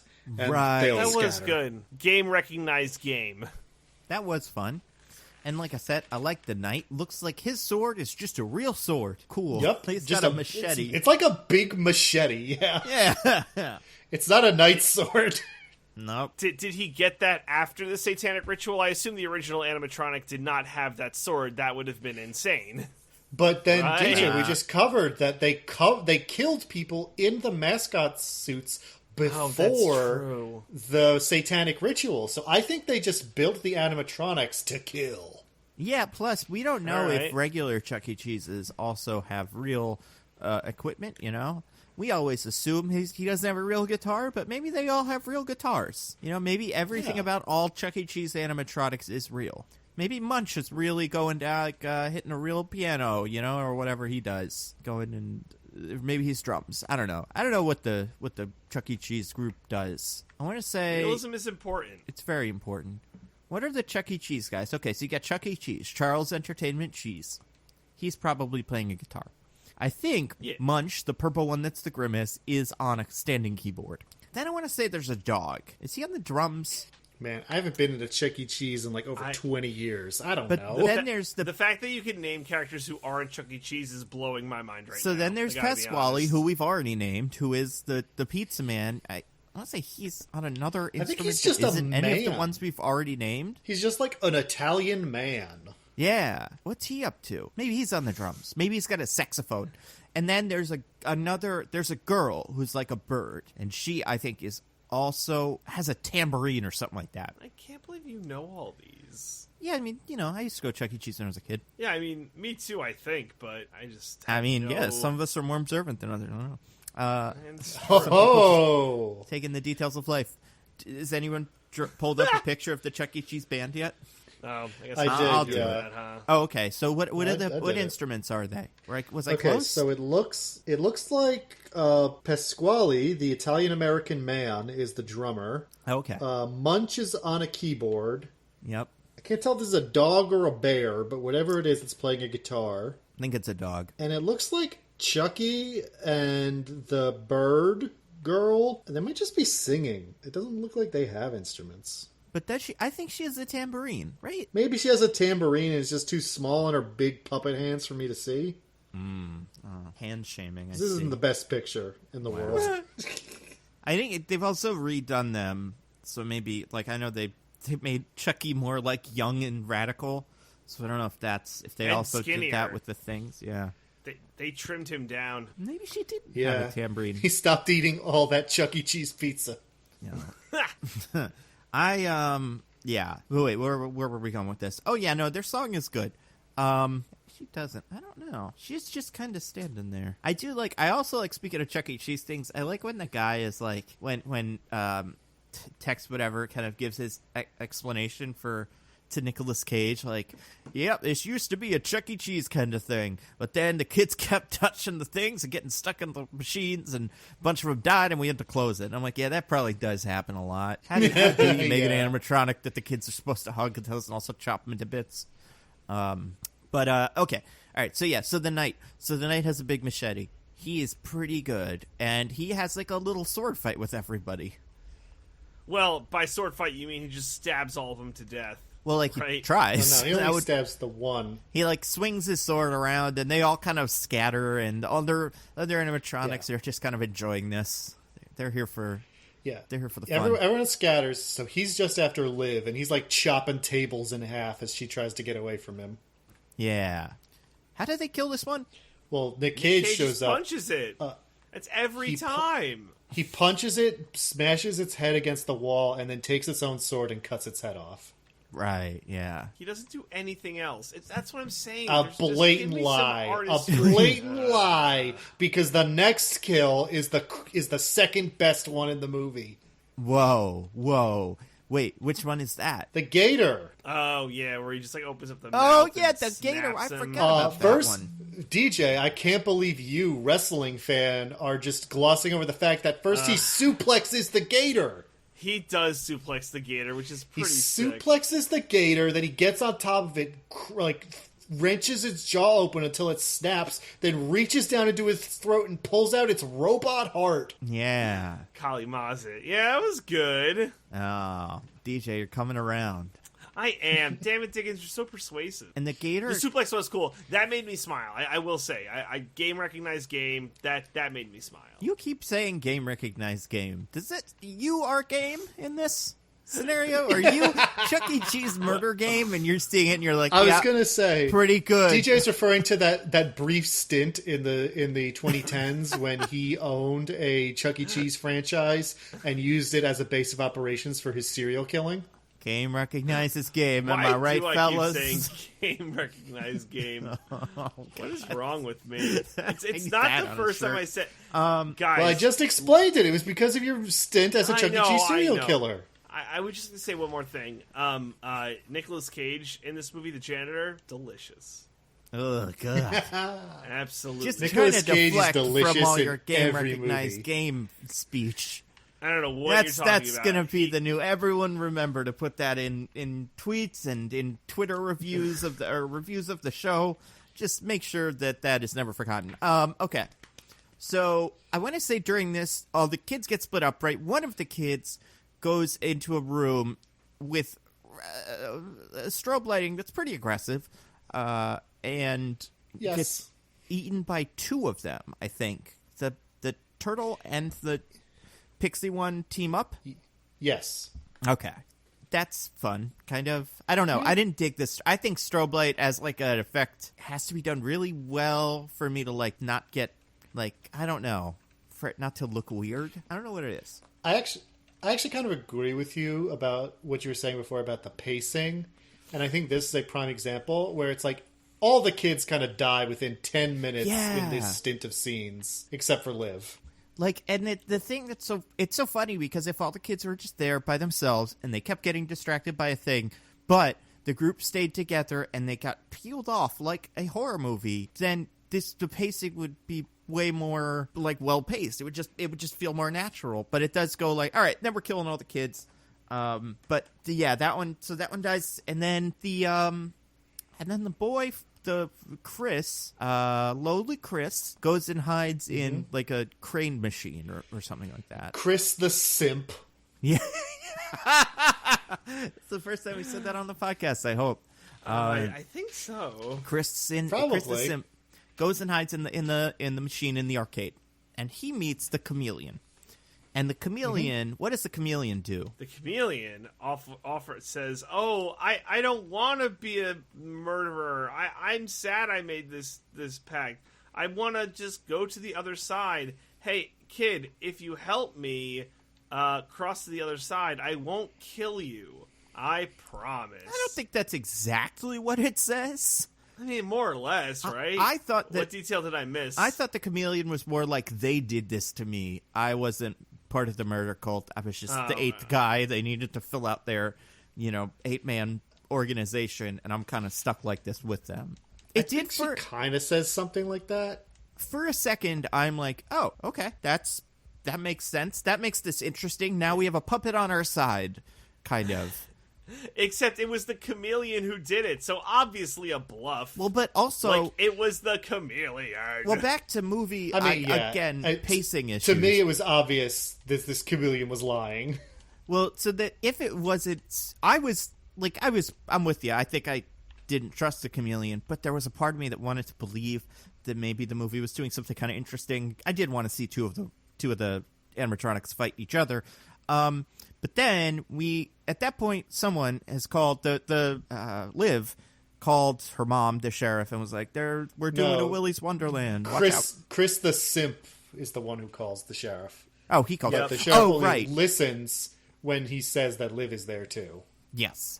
So then the sheriff and the other guy what is he doing here? The movie actually specifically says that she called in for backup, just in case. Why? Yeah, that doesn't make any sense. She doesn't want backup. Yeah, I don't know. They don't need it. It only makes things more difficult for her. I agree. The movie explains it, and I kind of was like, okay, she wants, she thinks there might be a Willy's Wonderland happening. But then when it does happen, she just goes in and she's like, okay, well, everybody has to stop doing Willy's Wonderland and I have a gun, so this is enough. But no, yeah, it's for whatever reason, there's a second guy. But anyway, I mean, the second guy is there so she can explain to him in this scene what's going on. And what does she say? Yeah, so she ends up explaining the pact that the townspeople made with Willy the Weasel. And what is the pact? Who is now possessed. So apparently, when Tex first tried to reopen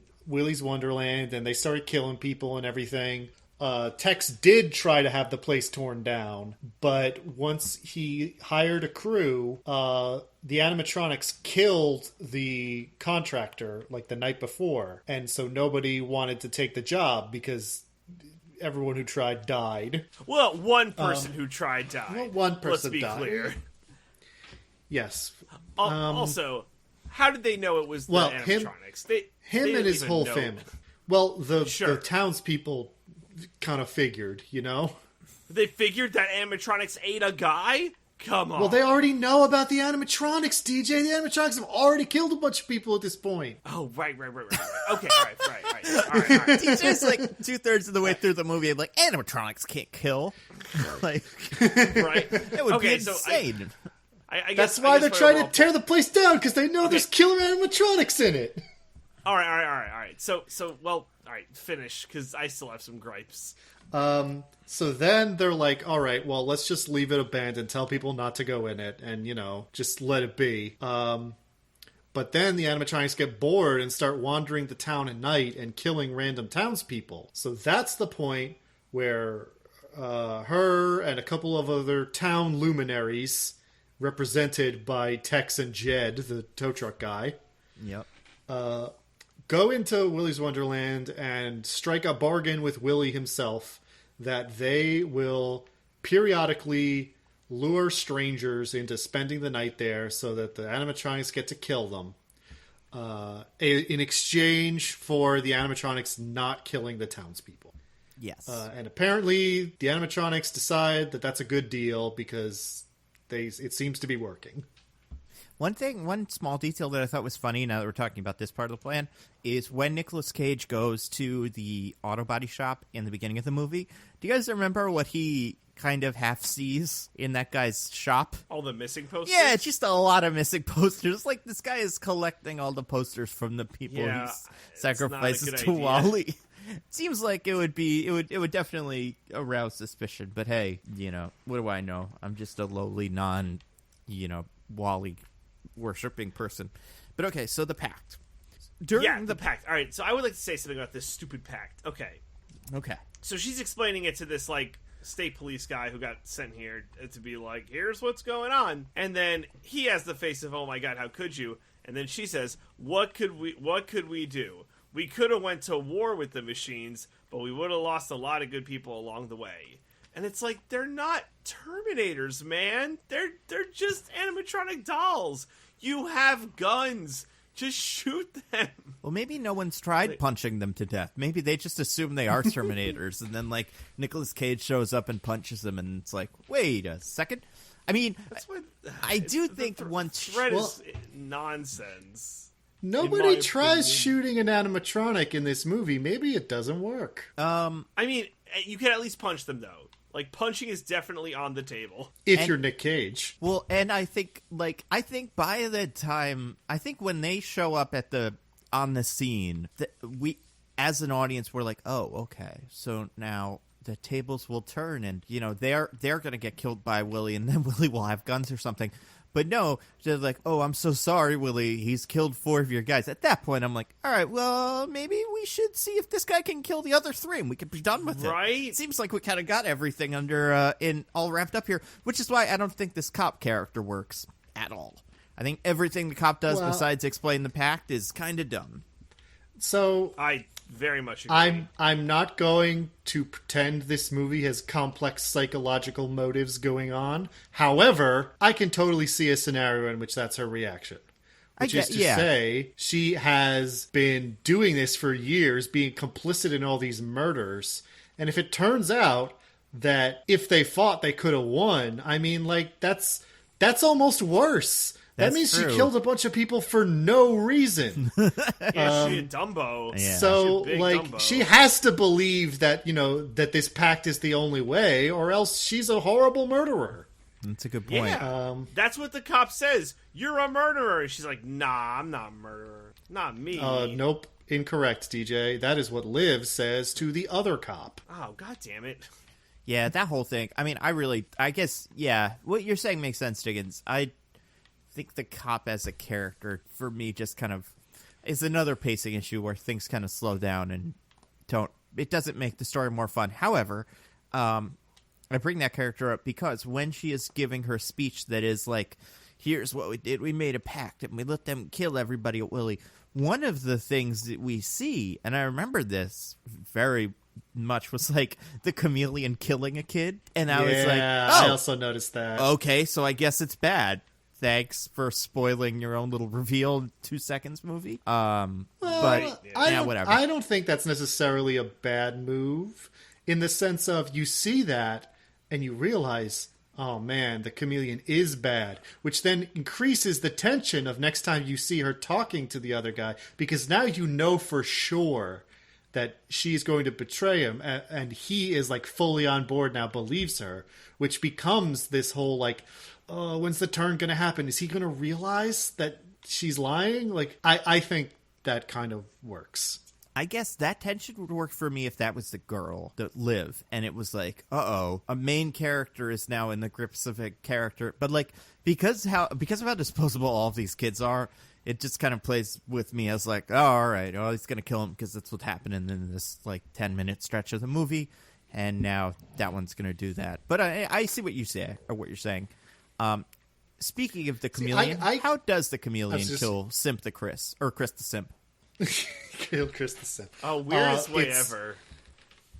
Apparently the chameleon has a chameleon tongue that shoots out of its mouth, wraps it around Chris the Simp's neck, and just like with tongue movements just snaps it. Yeah, somehow. That's pretty fun. Yeah, whatever. Look, I didn't mind that. Chameleons have like a billion joints in their tongue. This is a science fact. Oh, okay. You don't have to defend it. It's totally fine. That's how chameleons like exist in the wild. They stalk their prey. Most chameleons eat like, rats and weasels and such, and they just snap their little necks and then drag them back to their little chameleon encampments. I mean, sick. That's how they hunt. And they are the most deadly prey or predator. DJ, I'm stepping out of the bit for a second here. We're not in the bit. We're not in the podcast. We're not in the bit. I was lying about the joint thing, right? That was a total like made up thing I said for jokes. No.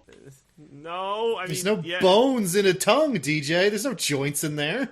Listen, man. Knock, knock, knock. It's me, Jean Reno. I'm back, speaking of bits. Oh, God, no. Uh-oh, I have to run. The government's coming. Goodbye. The bits just never end here on Mostly Nitpicking. Listen. Is it ridiculous to think that, look, fish bones are tiny. Maybe some chameleons have bones in their tongue. I don't know. I mean, it's not the craziest part of chameleons. It is weird that chameleons have so many weird little superpowers.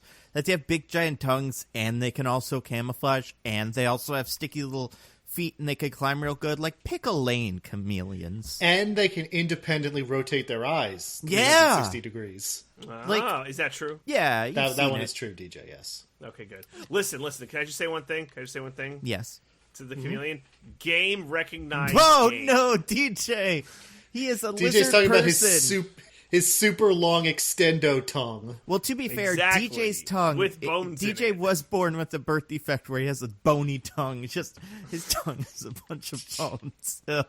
I can't even say that sentence. Oh my God. I know. Sounds so horrible. Awful. Okay, so back to the movie. But let's cleanse our palates with the movie about the murdering dolls. So now the chameleon fight. So this is the one funny bit, like we were describing. Nicolas Cage finds this Liv, whose simp has just been killed, and they're gonna team up and fight the chameleon. And then his little watch beeps, so he hands her a pocket knife and leaves. It's pretty good. Yeah, I mean, like, you say he cares about the kids, but he was willing to let her die so he could take his stupid break. Well, he has priorities. Break's important, DJ. It's part of the rules. Plus, he really likes pinball. Now, something that really not bugged me, but when all of the pinballing started, there was a part of me that was like, oh, fun. At some point, someone's going to break the pinball machine, and that's really when he's going to lose it. Because this is the thing that he cares about. But that doesn't happen. The pinball's just kind of there. I figured, I didn't think that's why he would kill the ostrich, maybe. But maybe, he would be in a fight where he would kind of get his ass kicked, and then the pinball machine gets broken and he goes Super Saiyan, and I don't know. But that just seems like the reason that was in the movie. But no, it's just for sexy pinball stuff. Well, he loved that pinball machine more than life itself. Pinball's I think cool. he would have given his life for the pinball machine. Yeah, I think so too. It's a bummer they didn't get to take it with him, because fuck it. Just when he leaves, he should have tried to load that into his car. But what was I going to say? Okay, so then who fights the two girl ones? Is that just Nicolas Cage? Yeah, only Nick Cage fights the two. After, so the police come and the sheriff convinces the other cop to handcuff him, and they leave him abandoned there, now handcuffed, so that the remaining animatronics can kill him. Right. Which, rude. Or, actually, I don't get think that it's part of your deal, but... but... I think there's zip ties, topical. Something like that he... No, I think it is handcuffs. Because, of course it is. Whatever it is, he just, kind of breaks it with his raw strength, right? Yeah, because he's so powerful and strong. I'm looking at it in the scene, and they really look like zip ties. Really? Oh, damn. See, because I know makes she uses more handcuffs sense.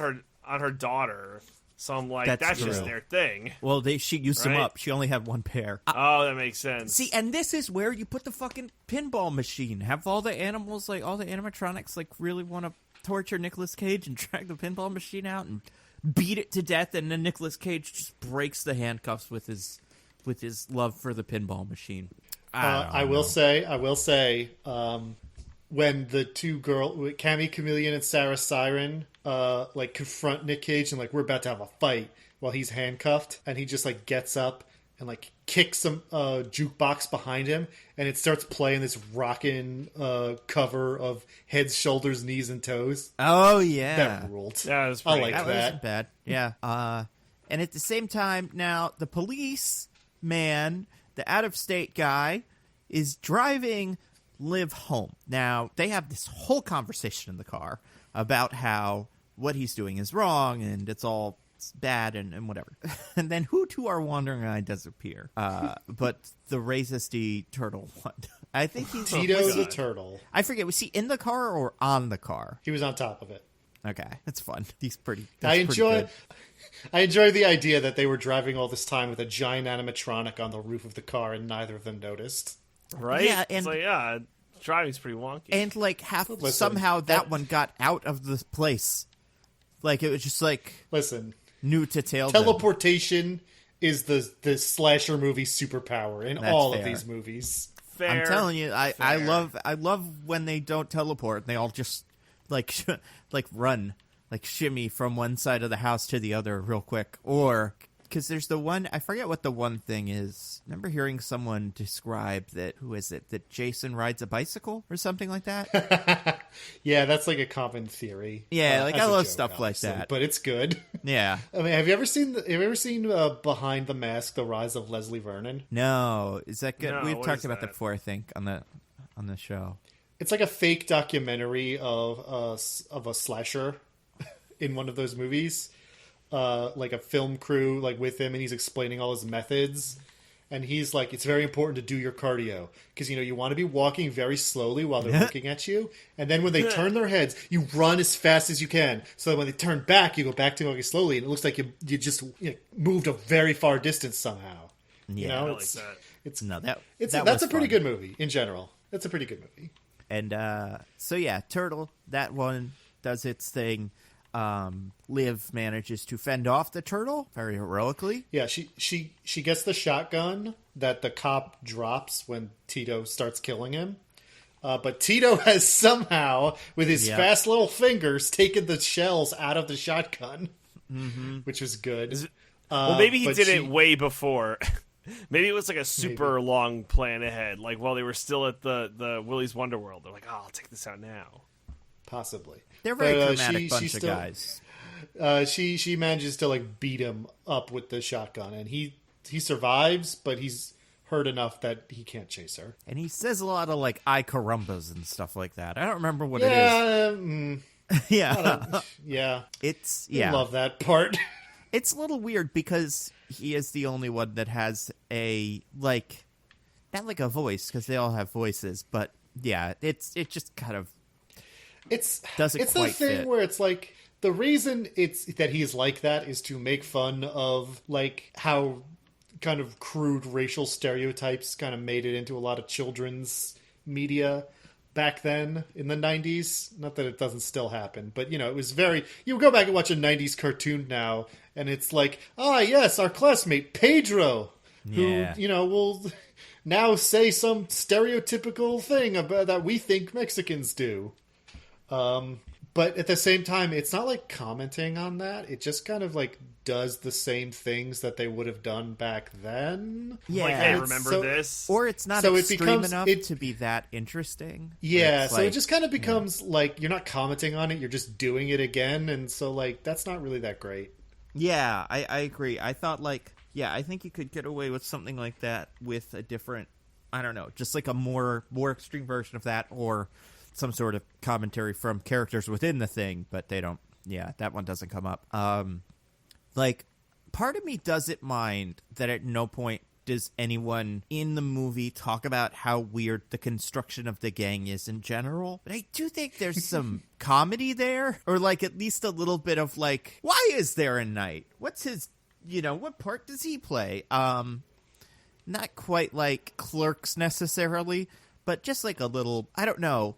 It just feels like there were some things that kind of got left on the table. Like, I understand that they take it completely seriously, which is fine. Like, you're supposed to treat this as if this is just a normal thing in the world. But, yeah, it's, especially with the little Spanish turtle dude. It's a little weird.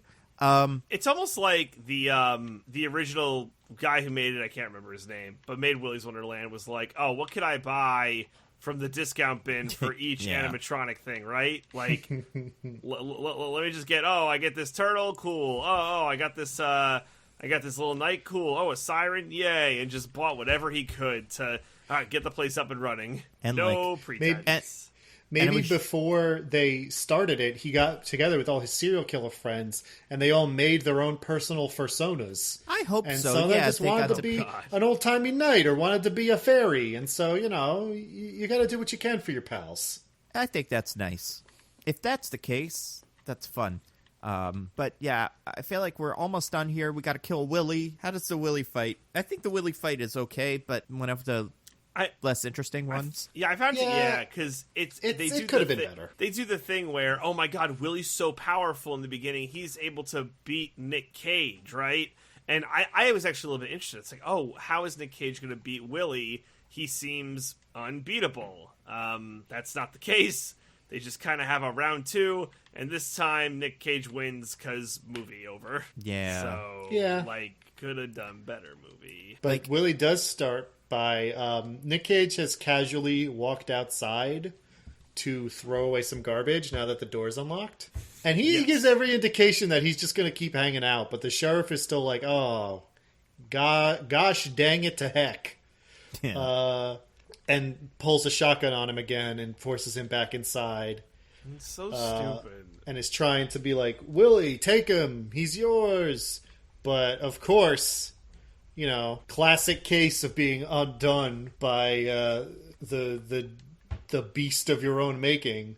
Willy instead chops her in half at the waist. Yeah. That was funny. That part was funny. That was the big blood spurt they do from the waist that's standing there afterwards. Yeah. And just how they show her getting chopped in half. That was funny. I realized, did we not talk about the one stupid line where the woman says he's not trapped in there with them, they're trapped in there with him? Oh yeah, Liv says that when they're dragging her out, and after they've zip tied Nick Cage. Yeah, was that line just for the trailer? Because she wouldn't think that it'd be a bad thing that the animatronics are trapped with Nick Cage, right? I think that person she's trying to make this. She's making this plea, and I don't get what the plea is. He'll be fine. It doesn't matter that you detain him. I mean, if that person just watched Watchmen the other day and heard that line and thought it would be fun in this movie, I think. I think that's about as deep as that goes. You can think of it as like a hey man, if you leave him in here, he's gonna kill him, so you should not leave him in here. As a kind of reverse psychology way to get him. I guess she shouldn't think that. She should be like, oh no. I could also see a version where he is locked but in she's with... just I'm just meant but she's it's not that she doesn't want them to die, but she wants she's not confident that he would win, and so she wants to use the logic of the sheriff to convince the sheriff that he should not be here. Right. Okay. Or I could see a version where, like, she's trying to warn the sheriff, like, Willy isn't the thing that's going to kill everything in this house. It's going to be you. It's going to be Nick Cage. So, like, not, like, watch out for him, but, like, he's more dangerous. Like, I don't know. It's... You know what I would have loved, actually? This would have been a sick movie. So, let's say it plays out, like, this movie plays out as is, but it only takes, like, 40 minutes or, like, 30 minutes, and there's only, like, 5 animatronics. But then, to satisfy his newfound blood rage, Nick Cage has to go into the town, and he starts killing the townsfolk, and they realize, oh my god, this devil's bargain we made, now it's worse because... Like, Nick Cage is, like, a worse murderer than the animatronics because he can't be bargained with. If we're doing that, Nicolas Cage has to put on one of the animatronic suits to blend in or something. Oh, that's the only way I'll yes. accept that being the end of this movie about animatronics. Like, get, like, a bear suit just like in The Wicker Man, fashioned out of the dead animatronic skins, and he goes to, like, the animatronic cult meeting and just kills everybody as one of the, you know, the gorilla or whatever. I would have loved that if, like, kind of Purge style, like, revenge thing where, like, Nick Cage decides that he just wants to kill all the evil townsfolk as the animatronics. Oh, mwah, that would have been chef's kiss. Well, delicious, if you will. I think you could play that as the final beat in the movie. Like, so yeah. Let's say Nicolas Cage, you know, if I'm pacing this movie, Nicolas Cage doesn't start killing things until very late in the game.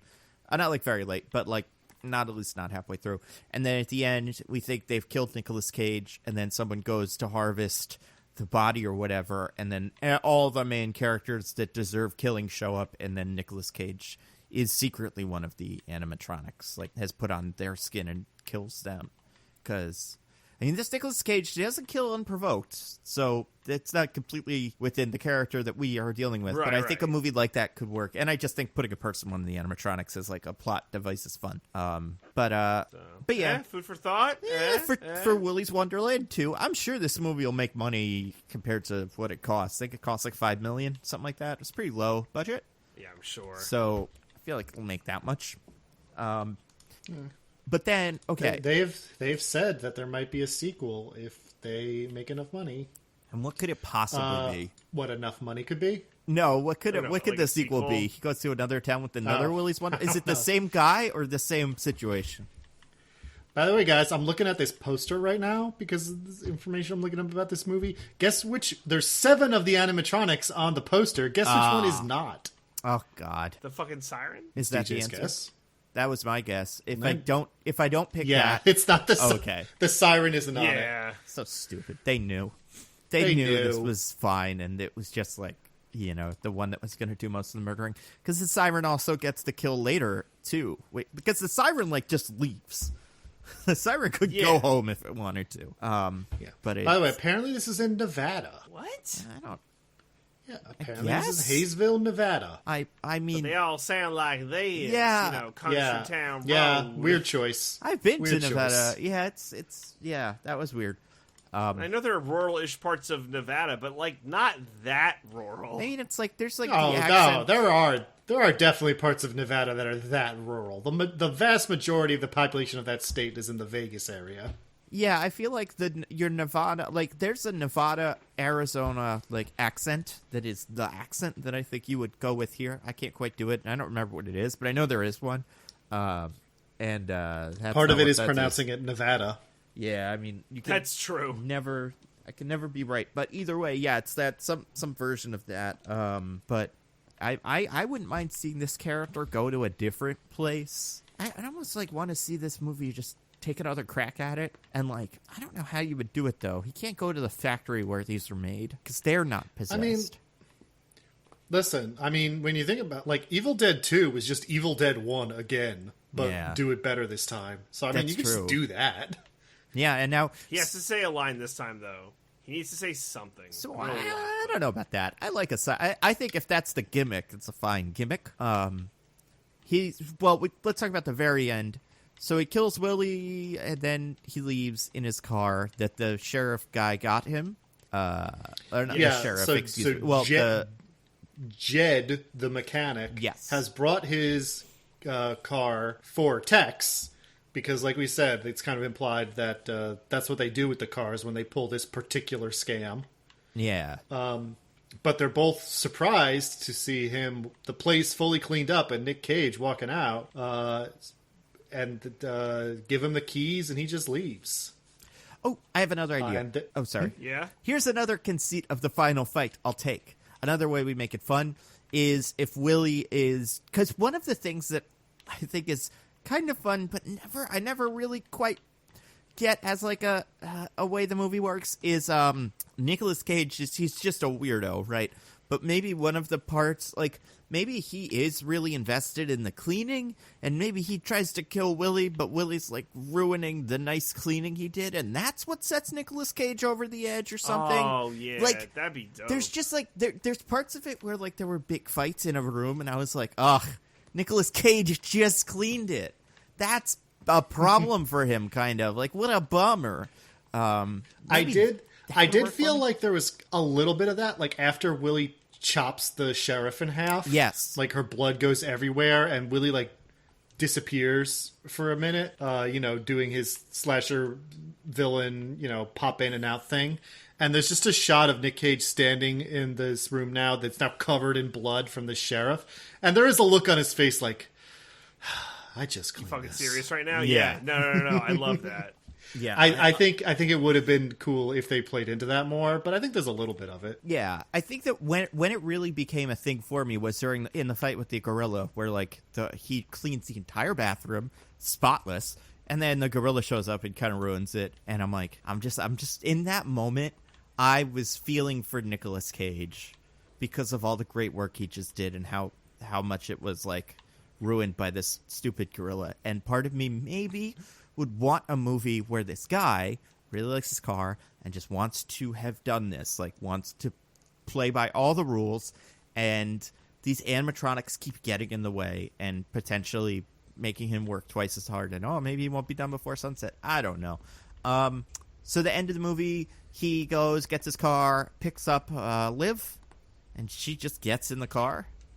Yeah, what the fuck? Yeah, I don't know.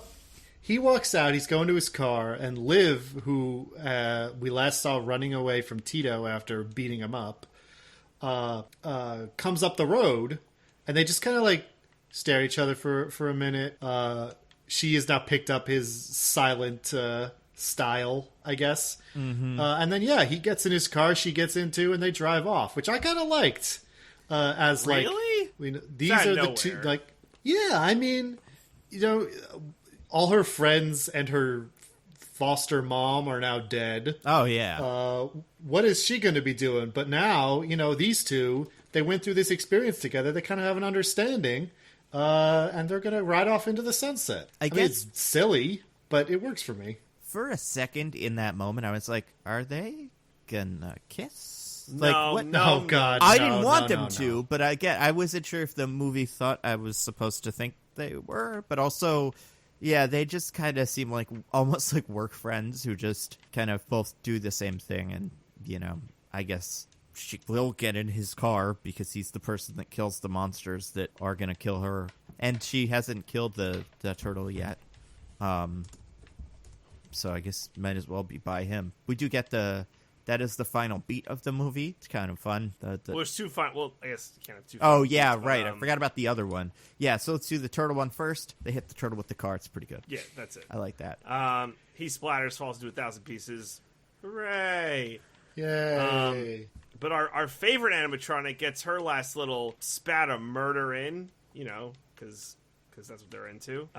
Yeah. So, in an effective, I think, Chekhov's gun moment, Sarah Siren, who is still alive, kind of like surreptitiously tears her way out of the garbage bag that Nick Cage put her in, and finds the lighter that Tex threw on the ground at the start of the movie, as well as the gas cans that the kids left when they were going to set the place on fire. And she uses these materials to blow up Tex's car right as he and Jed are about to drive away. And she does this by, like, opening up the gas tank and then just, like, putting a flaming rag into it. Yep. Right? And then, yeah. Classic. So, cool. Good for her. Those guys stink. That town is really screwed. I don't know what that town is, but it isn't anymore. The cops are dead. The one tow truck guy is dead. Tex man is dead. And 6 kids are missing. Local businessman. Yeah, it's all over.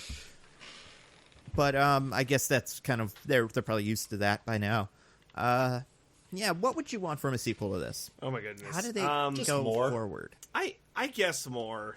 Let make it shake it up a little bit. I don't know, because right now Nick Cage is just One Punch Man, and that's not fun. Like, I need him to have a challenge he has to rise up to. I mean, yeah, honestly, like the thing you were saying about, changing up the pacing of it, putting more of a struggle in there, a narrative arc. I mean, yeah, I agree the movie would be improved by those things, and if the sequel had that stuff, I think that would be great. But do you think I just didn't need it to have fun?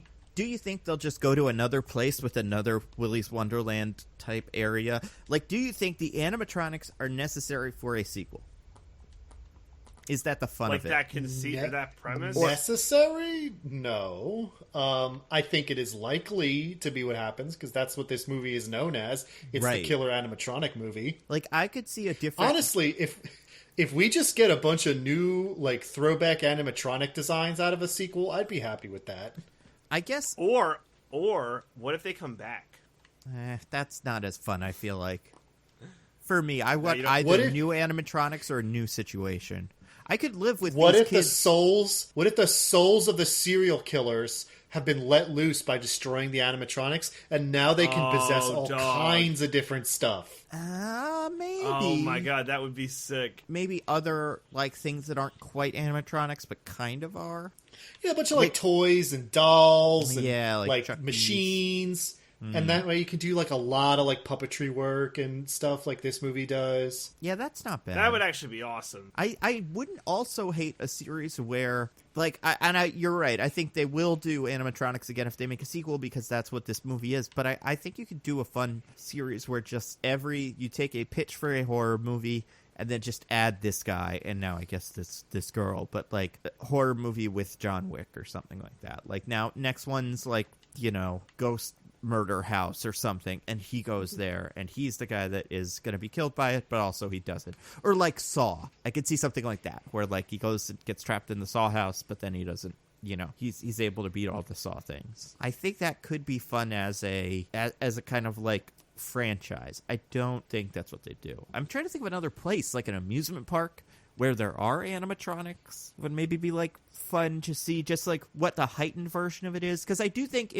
one thing I think this could have used, not just different rooms, but, like, just settings, like some very distinct setting where it's like, oh, now we're in the Tunnel of Love, and now we're in the Hall of Mirrors. Hall of Mirrors is a little overdone, but, like, different things like that, so that the different animatronics have a different vibe, and the scenes are a little bit more memorable in that way.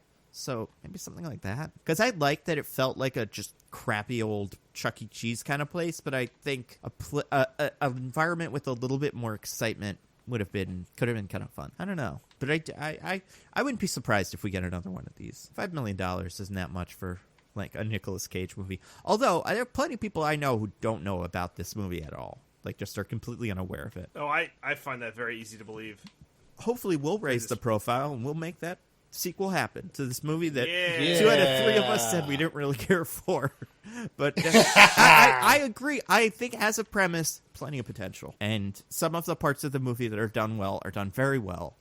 But yeah, it's just like the stuff that I think you could fix with editing, and the stuff that I think you could fix with, like, just a slightly more, like, a tighter script. You could make this into something cool.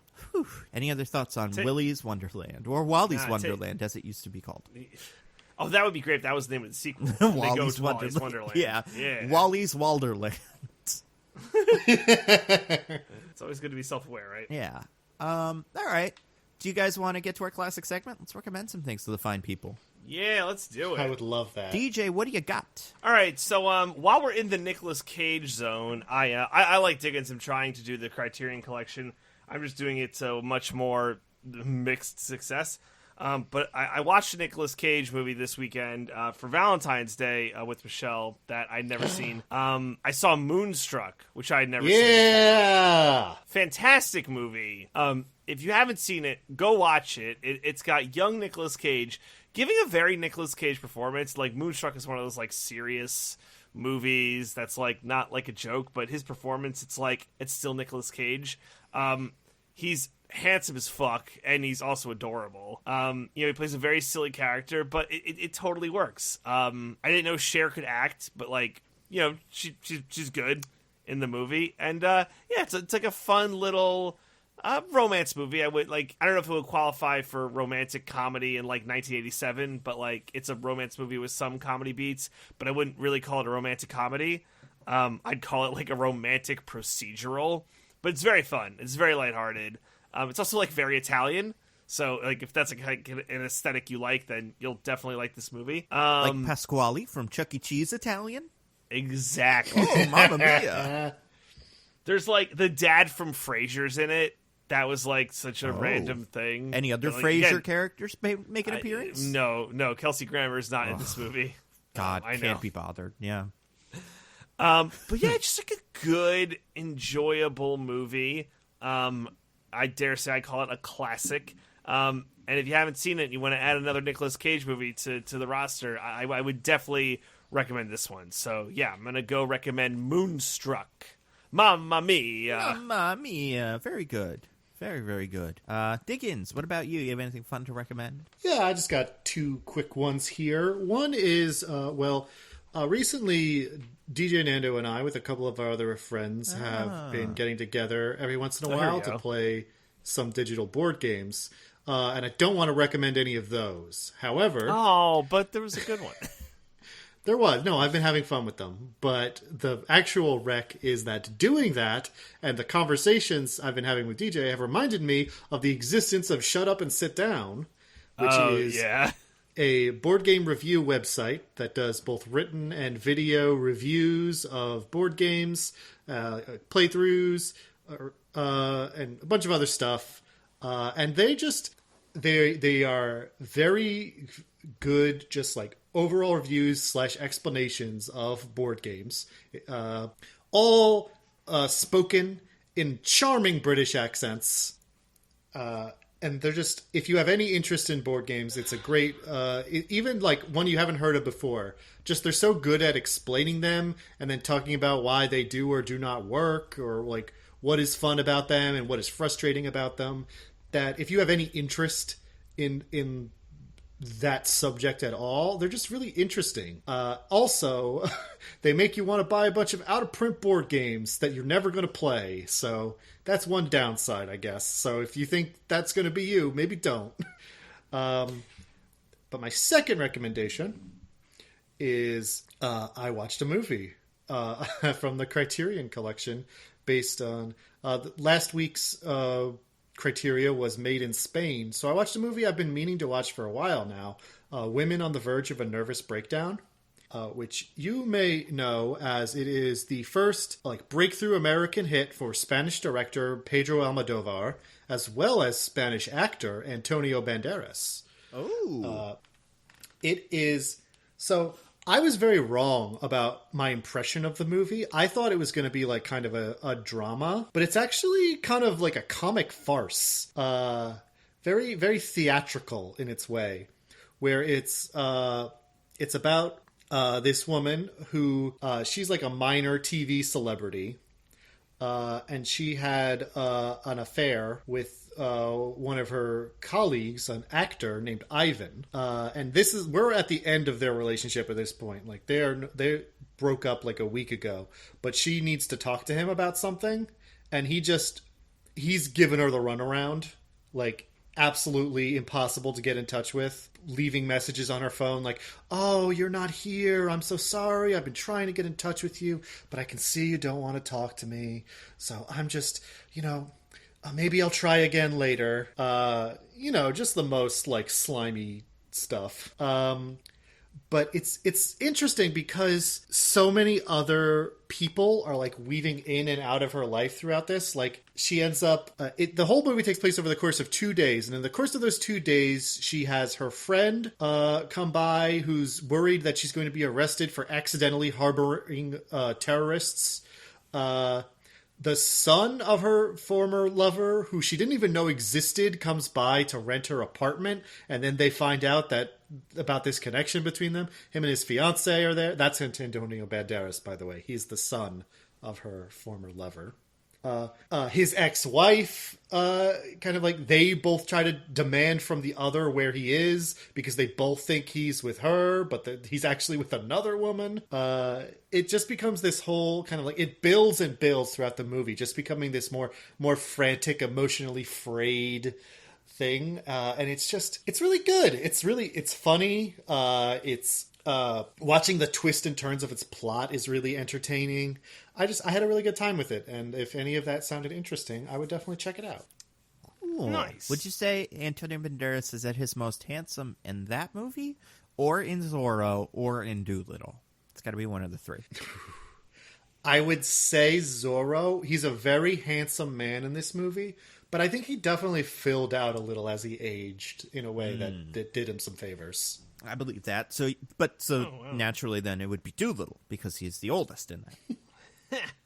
Well, no, I'm saying, it did him some favors, but, still, time makes fools of us all. Eventually, very true. It's going to take its toll. All right. Now, if you gave me the option of Antonio Banderas in Shrek 2, that's a different story. Yes. Or Antonio Banderas in that movie where they're like, he's a billionaire and he talks to camera. I didn't care for that movie. I'm trying to think of other stuff he's in. I don't know. He's great. I don't even know what you're talking about there. It was like The Big Short, but it wasn't The Big Short.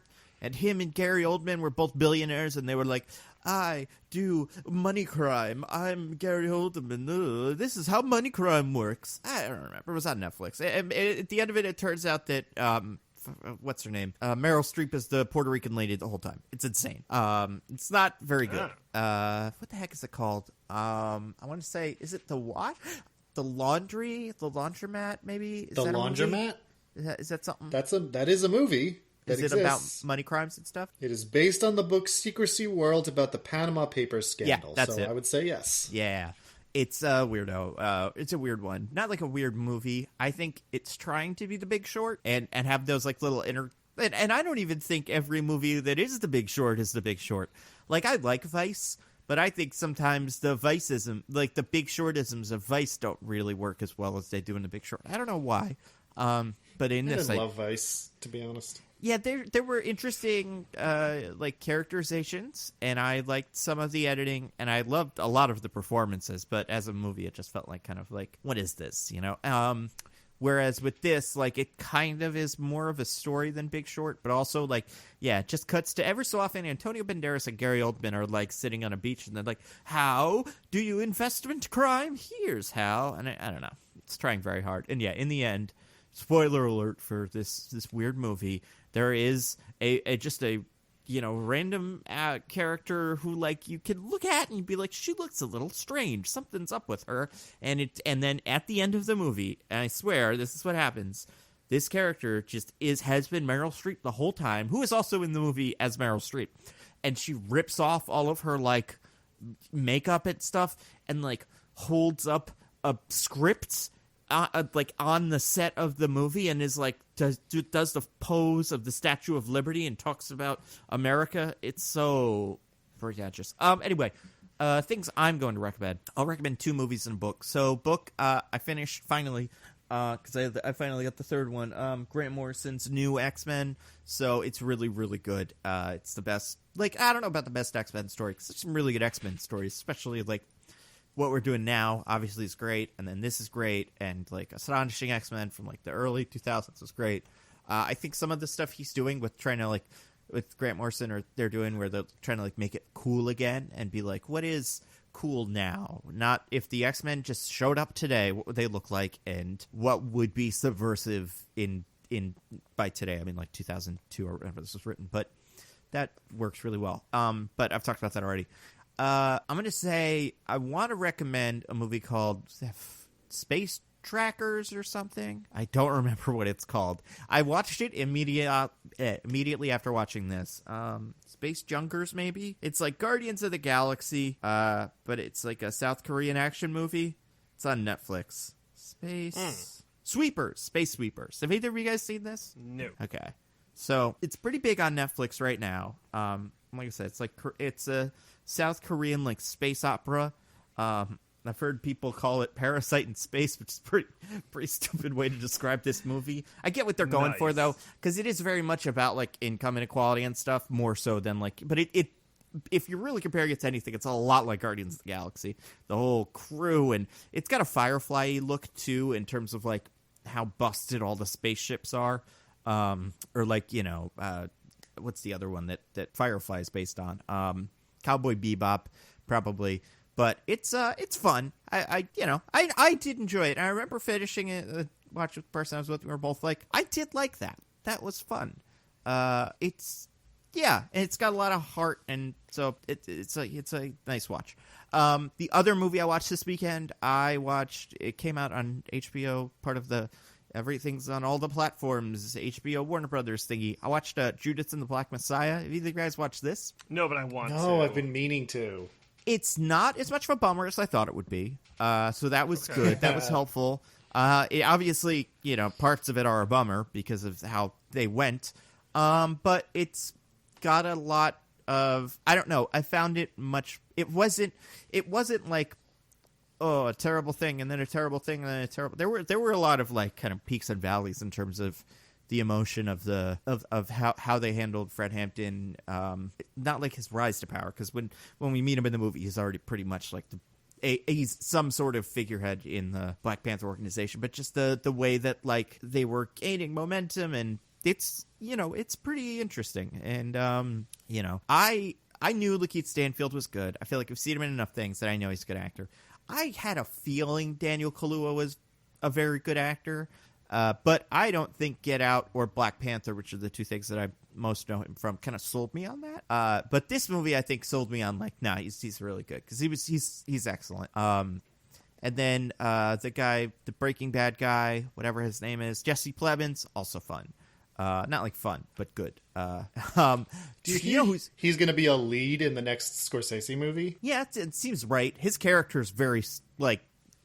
A lot of this movie kind of feels like it could be a Scorsese movie where it's talking about like kind of like life on the streets in the 60s or whatever. But his character is the FBI agent, so I feel like characters like that have existed in Scorsese movies before. I will say one thing that really will suck you in if you weren't gonna watch it for the fun, like for the good acting parts. And like all the things that it does really well, what's an actor's name? Martin Sheen is J. Edgar Hoover, I think is who he's supposed to be, in really funny makeup. Looks like the Penguin. It's great. He shows up immediately, and then he's in a couple of other scenes, and he's also very good. But he's the only person who looks that different, transform like kind of into a historical figure, where everybody else I guess already kind of looked enough like the guy they thought they were. And I just think the story behind the Lakeith Stanfield guy, whose name I can't remember, is very interesting. So yeah, I dug that. I think, like I said, it's got like emotional points, but it's not a huge drag, and it's like 2 hours long. So it was a nice brisk Valentine's Day watch. Nice. So yeah, I would recommend that, and Space Sweepers almost as like a, hey, if you finish the Judas of the Black Messiah and you feel kind of bummed out, maybe Space Sweepers is a kind of feel good comedy, whatever it is, because Judas of the Black Messiah, for people who don't know, is about Fred Hampton, the guy that started the Black Panther, or a leader of the Black Panthers, and like how whatever happened to him, who knows? And it's that story. So it's a historical kind of like situation where you're like, well, he didn't become president, and he's not alive now. Where did he go? And it's like, oh, I guess America happened the way it usually does. So it was, and it's funny because, not like funny, but I had this thought as I was watching it. So you guys saw Trial of Chicago 7, right? I think we talked about this. No, I have. I have not seen it. Oh, okay. Well, Trial of the Chicago 7, one of the guys that's in, like, so the 7 are, like, 7 people that got arrested for causing a riot during the 1964, I think, or 63, Democratic Convention, probably 64 then. And there's a character played by the Black Manta, whatever that actor's name is. I can never remember. Yaha Abdul Mahim. So he is a guy named Bobby Seale, another real historical member of the Black Panthers, like figure in that movie. And I don't know what the overlap is between these two movies, but there's one point in that movie where someone tells him a thing that happens in this movie. And it's like, I mean, my stupid, 2011 or 2021 brain is like, oh, it's like a cinematic universe of Black Panther movies. Like, oh my god! It kind of is not history the greatest cinematic universe of all. It really is. So if you want, and I think Trial of the Chicago 7 is much less like has an ending that still is a huge bummer, and Bobby Seale does not do as it's. The movie's not really about him, but he has a rough time. But if you wanted to do if you wanted to do both, you could start with the one on HBO, Judas and the Black Messiah, and then go watch Trail of the Chicago 7. And I think that would also do a better job because I think Chicago 7 gives away the ending of the Black Messiah one, so that would be the order to watch them in. But also, Trail of the Chicago 7 is a what's his name movie? It's an Aaron Sorkin movie, so it ends with a big speech about justice, and it's very uplifting. So, I mean, also the Wikipedia page for Fred Hampton also gives away the end of Judas and the Black Messiah. That it does. So definitely stay away from that. Although I think, you'll being aware who Fred Hampton is, and probably the famous thing that happened to him. That also and ruins the ending. And the title of the movie, kind of. You're like, okay, so if he's Judas, that means, okay. That means that Black Messiah is going to have a Jesus kind of moment. Like he gets at the end of his book. Spoiler alert, that's kind of how, but the journey. Spoiler for the Jesus book. The journey Listen, is interesting. You can't spoiler alert a movie about a thing that happened in real life. Yeah. You just can't. Well, and I think even if you don't know exactly what's going to happen to Fred Hampton, you do know that, like, the FBI fucking hated the Black Panthers and, like, did everything they could to destroy that organization. So, like, it's not going to work out for them. Nando, an American law enforcement agency didn't like a group composed of black people? That's true. Actually, I must have been wrong about that because our boys, and they would never do something like that. I'm going to salute a couple times real quick, which is my new thing, which I do in movies. Didn't have to do too much in this movie, although I did for the sheriffs. You got to salute our boys. It's a good one though. I like that movie, so I'm sure it'll get lots of Oscar attention and stuff. I would recommend it. Also, so. Speaking of recommendations, I have an anti-recommendation. I know someone who watched the Sia movie who says it's the worst thing they've ever seen. Oh God! And it only makes me want to see it more. I know. Sia it.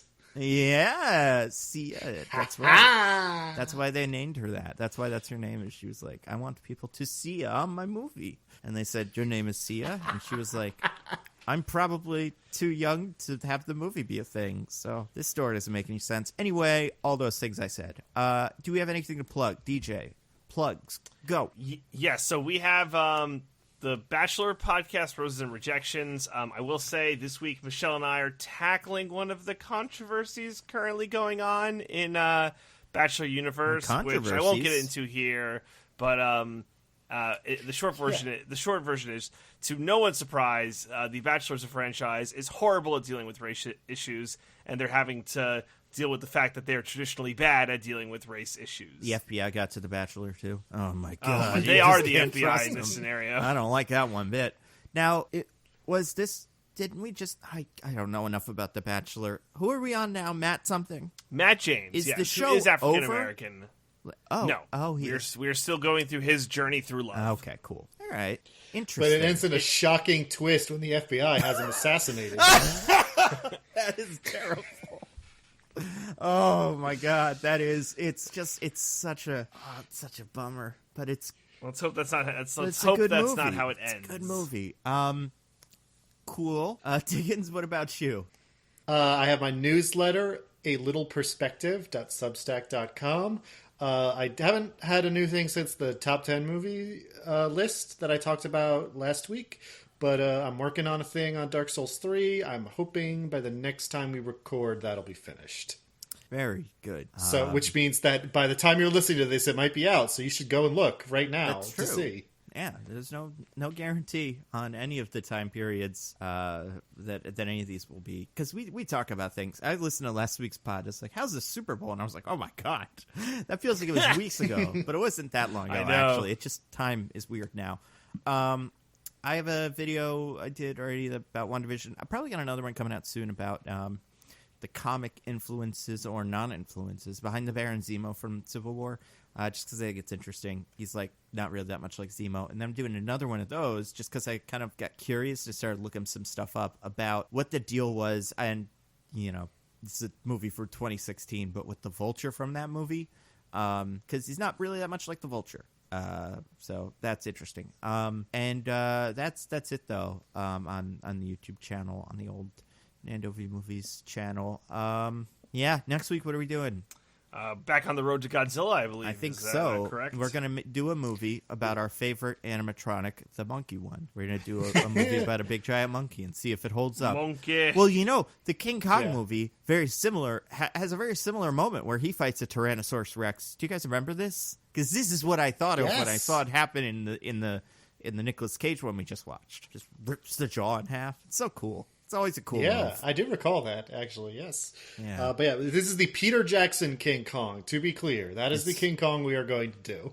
It's like 4 hours long. It's so long, but it's a not fun. excited. I do like it. I think I remember enjoying it, so we will see. But that will be next week's pod, and then, God, I don't know, other stuff after that. Eventually, Godzilla 2014. Diggins has to gush over that movie. King Kong Skull Island, and then we'll probably be in Snyder Cut territory. Oh my God, they put out the trailer for the Snyder Cut, you guys. It's really happening. We live in a society, guys. Oh We my live in a God, he society. did the meme in real life, but did he know it was a joke? He must have, right? He must have. I I'm don't not know. convinced. It's so hard to tell. They don't live in a society. They live in a wasteland. There's no society. I don't know what he's talking about. That's true. They live in the exact opposite of the thing. They he's live in espousing. Margaret Thatcher's Britain. Anyway, it looks like it's gonna be the Snyder Cut. We're gonna see it. Here's the thing about the Snyder Cut, real quick. I don't think they're showing us a lot of stuff, right? Did they make the whole movie? Or are the things they're showing us the parts they finish, and then there's going to be, like, animatics in between other fight scenes? You know what I mean? Yeah, man. Like I have that no work idea. print of the Yeah. Wolverine movie that Exactly got out. like that. That's what I was kind of expecting from this. And I was, like, fine with that. It was, like, kind of a mixed media thing. I'd be like, oh, that's interesting. But, like, on purpose, not like the Wolverine one. But I know exactly what you're talking about. But now it seems like they're just going to make the Snyder Cut movie, which... interesting too, but I wonder if they're like they've taken all the bits that they finished and putting them in a trailer, and then they're taking all the other bits and like those are all going to be drawings, and I hope that people are okay with that. And again, speaking of 4-hour movies, It'll never be enough either. We'll have to do a real Snyder Cut when the Yeah. drawings are really finished too. Like, Yeah, listen, it's. I'm telling you, there's never going to be an end to this. If it turns out to be bad, then Snyder was just betrayed by somebody else this time, and now we need the real Snyder Cut. I'll be honest. I was like, there was a part of me that was like, man, am I being too harsh on Zack Snyder? Did I always just like not like him because of these movies? And then like, kind of, is he like a nice, cool guy? And then I saw that quote from a little while ago where he was like, it's rad that people write tweets about, like, when HBO tweets Sesame Street tweets, they're like, yeah, well, where's my Snyder Cut? So he's encouraging them, which is Yeah. stupid. unfortunately. So- I will say, because I feel this is important to say, because I talk so much about how I hate Zack Snyder, that given some things that have come to light about Joss Whedon, I would Oh, God, still yeah. rather have the Zack Snyder Justice League than the Joss Whedon Justice League. Isn't that Just just so the actors don't have to go through that. it's the weirdest, like, it's just in case you wanted to think the Joss Whedon one was better. Well, actually, it turns out everything he's ever done is terrible. I mean, we've always known he's, like, been not great. I feel like it's been, like, kind of ramping up over time. There were, like, some stories that he was not, like, he was kind of an abusive boyfriend, I feel like, that came out a while back. I think there's been stories for a while that he's, like, difficult to work with and kind of shitty, but I think the degree of it was not quite known publicly. Yeah, I think that's right. So, yeah, I guess that is just, what a 2021, man. Joss Whedon, he sucks. It's weird. Anyway, King Kong next week, you guys. All right. Yeah, it's gonna be great. And until then, the parts with Jack Black will be. They will be. They will be great. And the parts where the thing is jumping around, fighting the T-Rex is probably also fun. Otherwise, maybe there's other things that happen in the movie, and we'll just have to make it through. Until next week, I am at Nando Movies on Twitter. I'm at Zippy by Day. I'm at This Is an Odd Name. Goodbye, everybody. Goodbye. Woo! Woohoo! Bye. We love you.